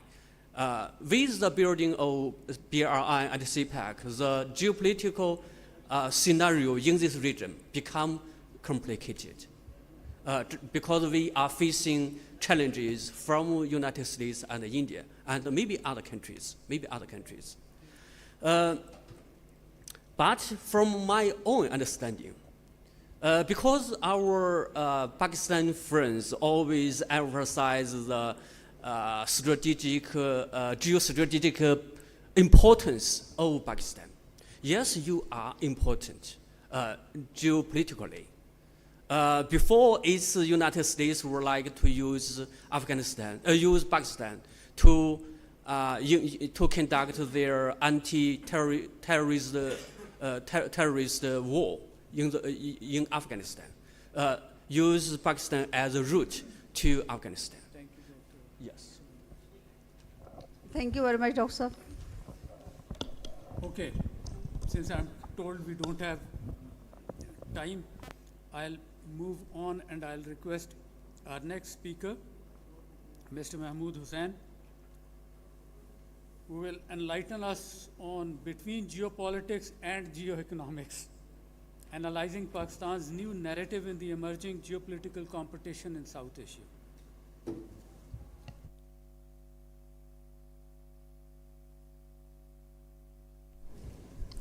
Bismillahirrahmanirrahim. Honorable Chair, distinguished speakers, scholars, respected organizers, and participants. Assalamu alaikum. Slides.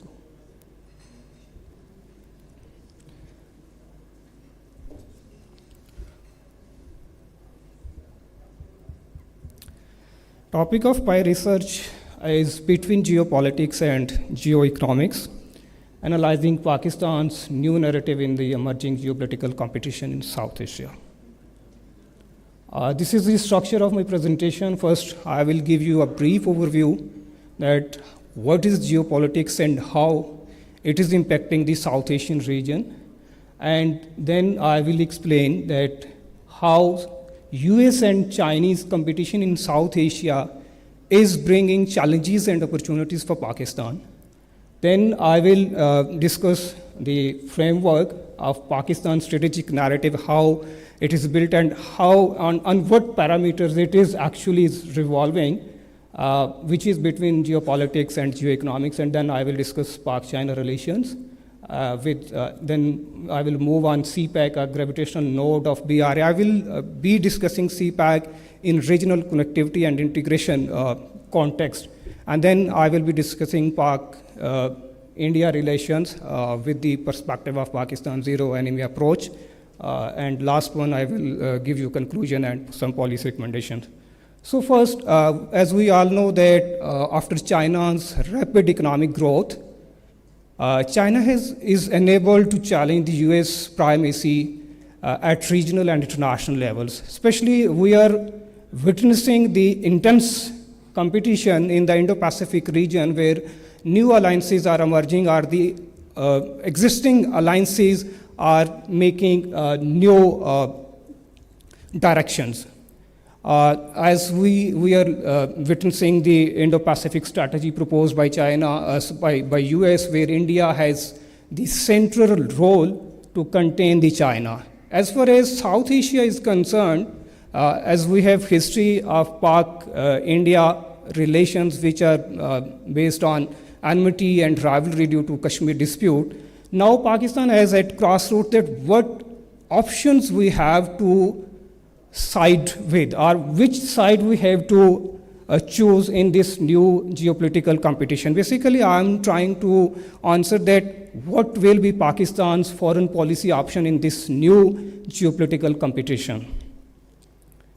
So this is the overview of US-China competition in South Asia, but first I will enlighten you that how China has reduced the gap with the United States. As we know that China has experienced more than 10% economic growth over the past couple of years, which has reduced the gap between the US and the China. It has also pulled out over 800 million individuals, as well as it has contributed its share in the global GDP from 2.3% in 1980s to 18.3% in 2017. On the other side, we can see that during this period, the US share in global GDP was reduced from 24.3% to 15.3%. And in 2019, Chinese economy was stood at 21.4 trillion, while China was catching 14.1 trillion in the same period. Furthermore, we can also see, if we look at the picture of top 500 companies, we can see that 119 Chinese companies are listed in top 500. So this can tell us, these two graphs are giving us a picture that how China is reducing a technological and economic gap between the US and with the Beijing. In the first picture, we can see the overall economic growth of China, which is from 2007, and the International Monetary Institutions are they are predicting that China will have 5.5% economic growth in 2024. In the other picture, there are some parameters we can see. GDP size in 2019, and then on terms of GDP size on terms of PPP, then exports in 2019, R&D spending, and manufacturing capacity, as well as stock exchange stock market cap. So these are the figures which are telling us that China and US are going into competition, and this intense competition will have reasonable implications for countries in South Asia and especially for Pakistan. Why? In next slide we can see. This is the situation in South Asia. I have compared Chinese and US interests in this slide. We can see that centrality of in BRI project. This is the Pakistani position. As we are listening about CPEC from yesterday, Pakistan is core in CPEC. If China successfully can complete the CPEC project in Pakistan, we can ensure that they will complete other projects in other regions across the globe. The second major interest of China in Pakistan is terrorism and extremism. In Afghanistan and Pakistan, over the past couple of years, Chinese individuals were targeted in Pakistan. And this particular concern was raised by the Chinese authorities with Pakistan. The third one is contain and control India. This is the converged interest between Pakistan and China. We have established our relationship on this particular interest. On the other side, US the main interest is terrorism and extremism in Afghanistan, and it has got help from Pakistan since 2001 when Pakistan joined the US coalition. The second one is neutralization of Chinese threat. US still want to get Pakistan on its side to contain China in South Asia, but unfortunately this is not possible. The third one is control and contain Pak-China nexus. This is the extension of the second point. This is the strategic narrative of Pakistan. As we are aware that in 2022, Pakistan introduced its first national security policy, which is comprehensive national security policy. On the top of this diagram, you can see the US-China geopolitical competition, which pushed Pakistan to build its strategic narrative. And this strategic narrative is built upon three pillars, which is zero enemy construction, no bloc politics, and multipartite and multimodal friendship and cooperation. And this actually gives direction to Pakistan that we have to balance our approach. We cannot go, or we cannot opt absolute geopolitics, and in the meantime, we cannot adopt the absolute geoeconomic approach. We have to balance our approach, then we can live and we can sustain in this geopolitical competition. Now, move to Pak-US relations. Historically, we know that Pakistan and US has edgy relations, very complex relations. During the Cold War, we were ally of US. We support we support Afghan war in 1980s when US invades Afghanistan, and later on in 2001, again US persuaded Pakistan to come on its side and support in its anti-terrorist activities in Afghanistan. And at the same time, as Pakistan is strategically important, and we have a very good relationship, somehow we say that it's complex and it's a negative relationship, but we need US. We always need US, and we still need US. This is what I'm talking about, that for China, we cannot ignore the US. As US is a major power, we can have information about its economy, its military power, and its technological prowess. So these are the factors which are persuading Pakistani policymakers to have a good relationship with Pakistan, as it is an evidence that in the last month when IMF concluded a agreement with Pakistan for about $3 billion package, US actually had in that pact. And then China is always the friend and iron brother. It supported Pakistan. It always tried to sustain Pakistani economy as well as Pakistan's defense industrial complex.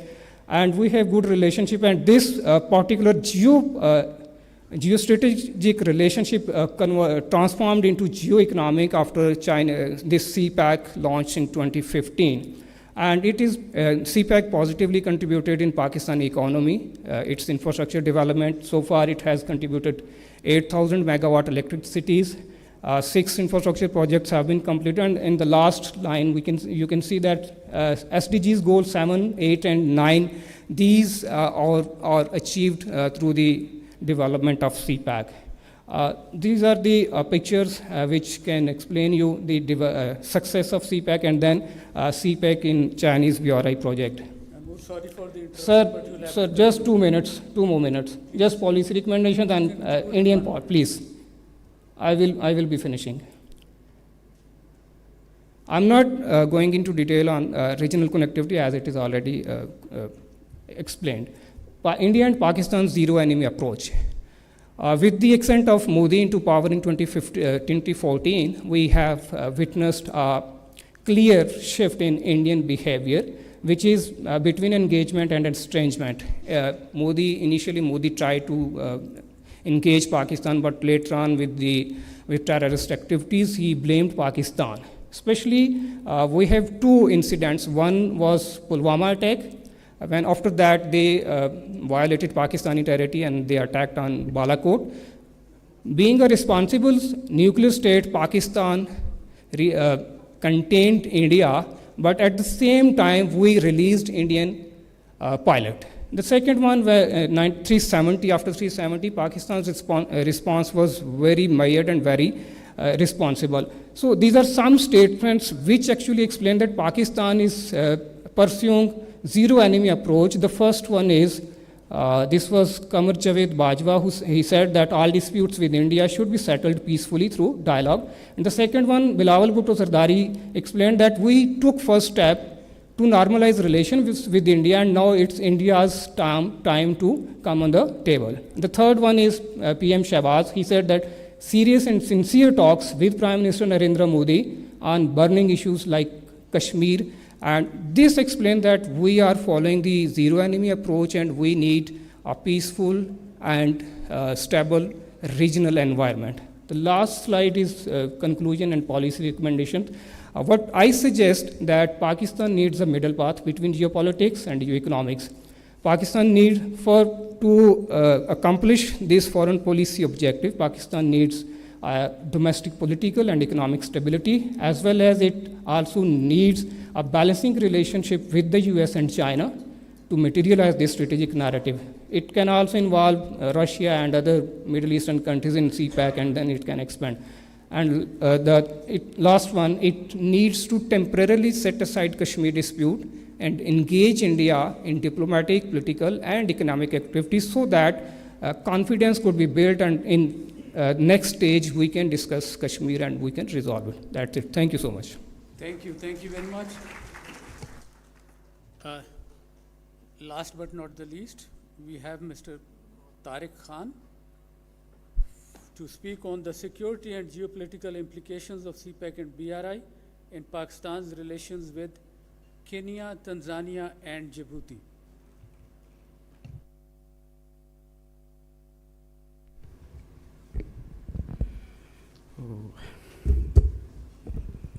Honorable Chair, Session, Honorable Discussion, Doctor. Okay, no problem.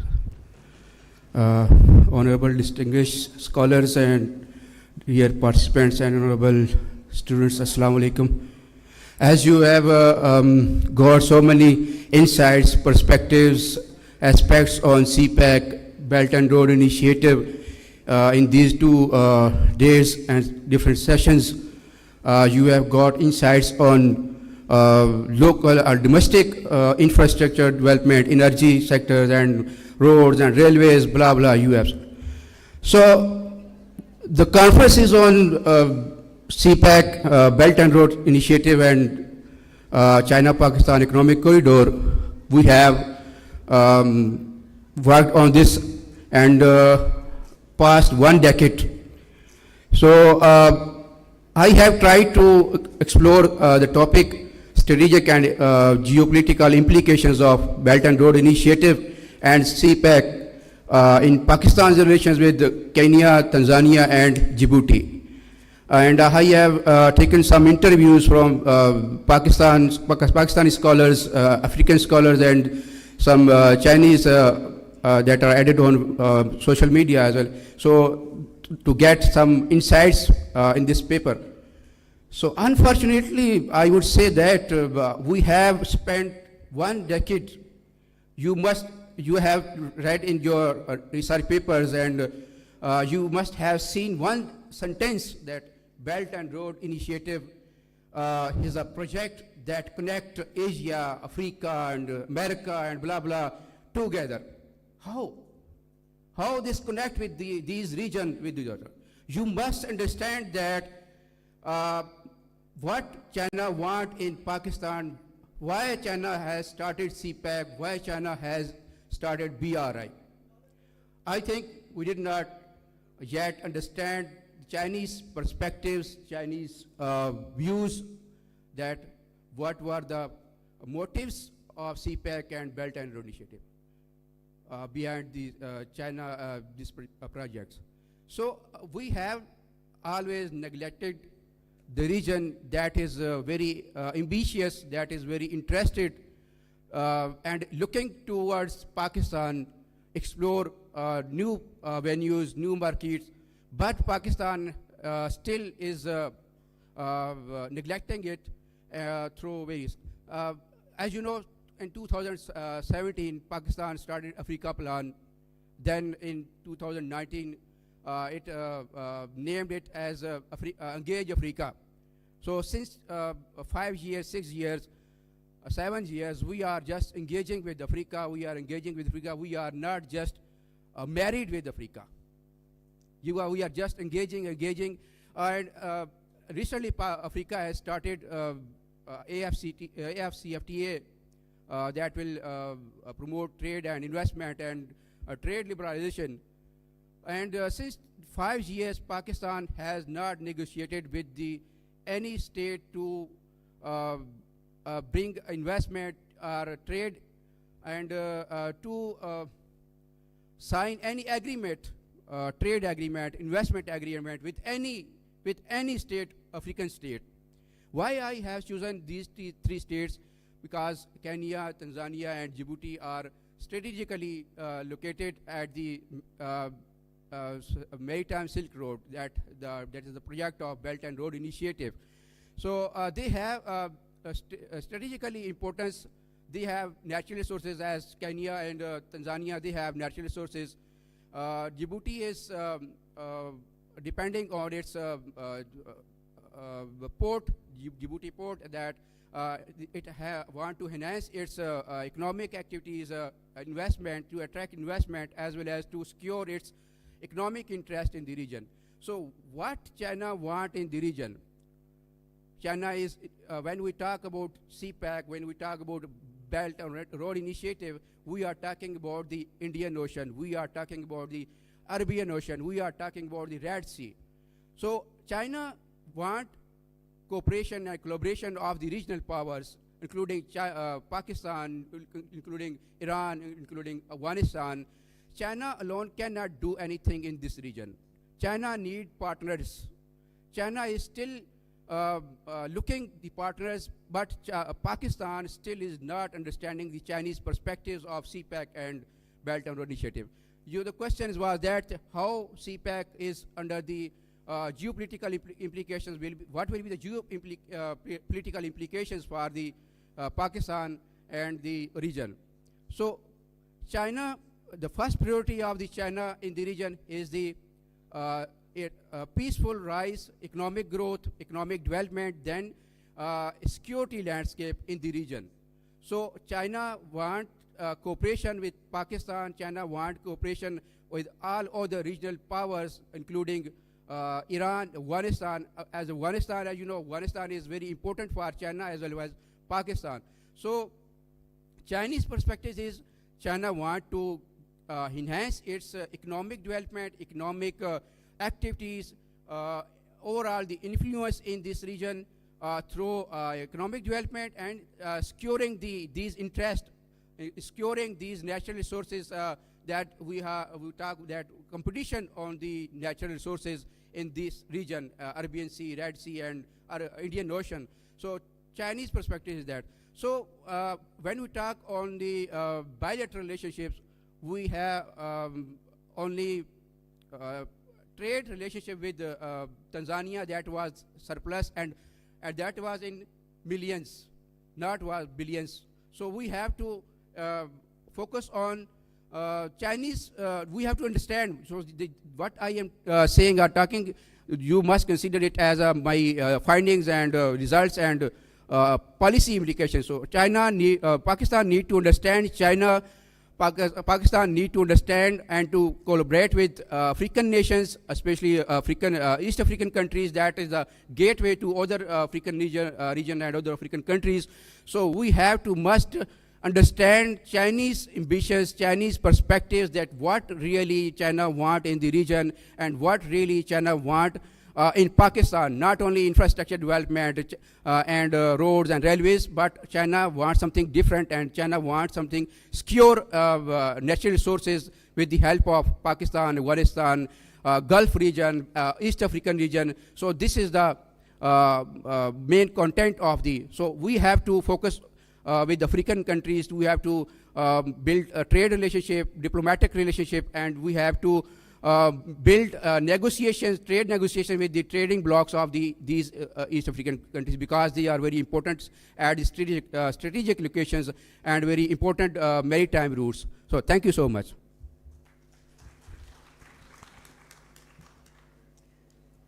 Thank you very much, Tariq. That brings us to the end of the presentations, and I see that finally the hall is full, which means it's lunchtime. I hope we'll have the same capacity after the lunch as well. So I'll not stand in between. I'll ask Dr. Liu for quick comments.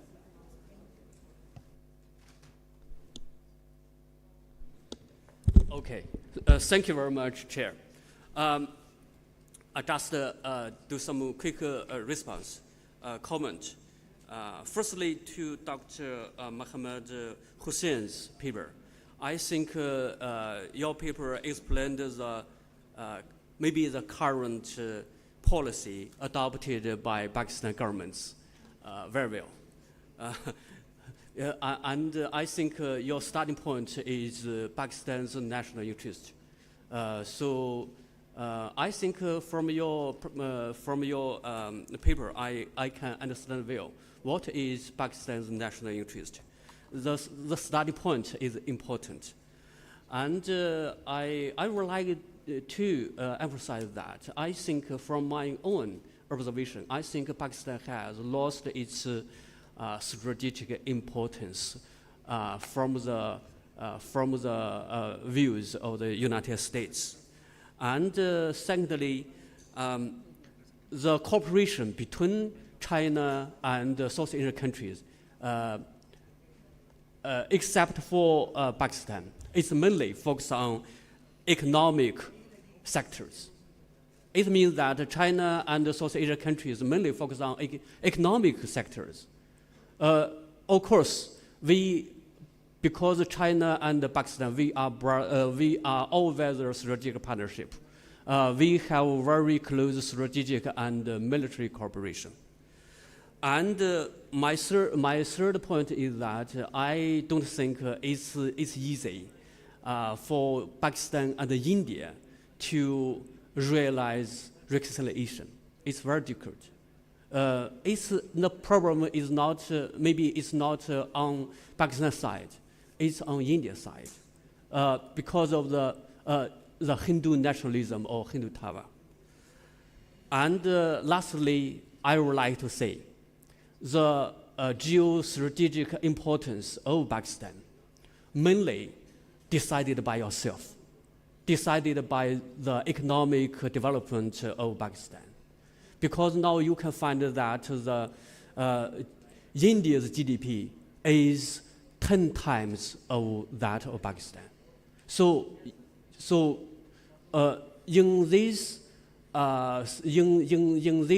circumstances, how can you talk about geostrategic importance. So the geostrategic importance only decided by yourself. Maybe it's mainly decided by the political or economic reform in the future. And lastly, for Mr. Tariq Khan's paper, I think you give us a very good paper from your perspective. I only have a suggestion. I think you'd better to understand China's perspective and Chinese intention from more Chinese materials, from Chinese government documents, from Chinese materials, not only from English materials. Thank you very much. Thank you very much. I am told that the lunch is not ready, so I can speak for another 30 minutes. But I'll forego that right. And I'll just conclude very quickly. I'm sorry we can't take questions now because the time is up. I'll just conclude in one sentence. CPEC, ladies and gentlemen, of course, is a great opportunity. But like all the opportunities, greater the opportunity, greater the challenges. If we are able to surmount those challenges, then greater the benefits. And remember, all the opportunities come with an expiry time. They don't stay forever. And we have to avail the opportunities while the time is still there. Thank you very much for your attention. I think now the organizers have something to say. Thank you so much, everyone. It was a wonderful discussions we have here. Ladies and gentlemen, now I would like to request the Honorable Chair, Professor Dr. Azhar Ahmad, to please come forward for presenting the certificates to the esteemed presenters. Mr. Usman Anwar, please collect your certificate.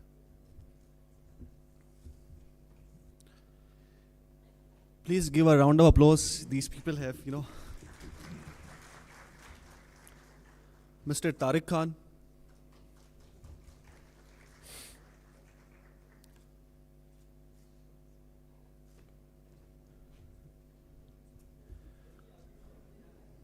Mr. Rashid Ahmad Khan.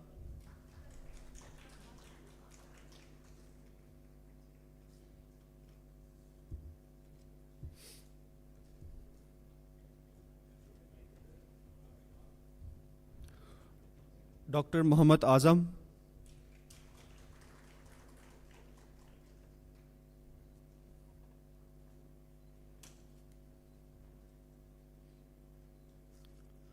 Mr. Abdul Rahman.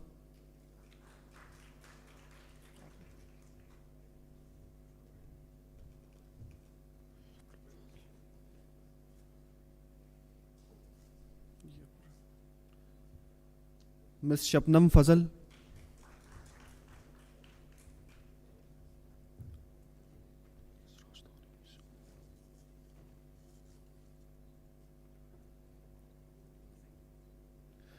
Ms. Rashida Anis.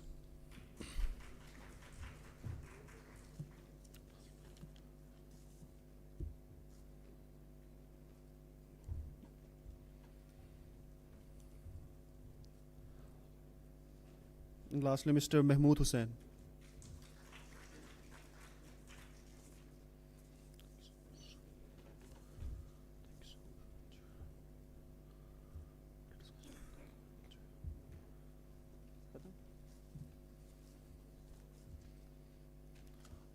Thank you so much, Honorable Chair and discussion Dr. Liu.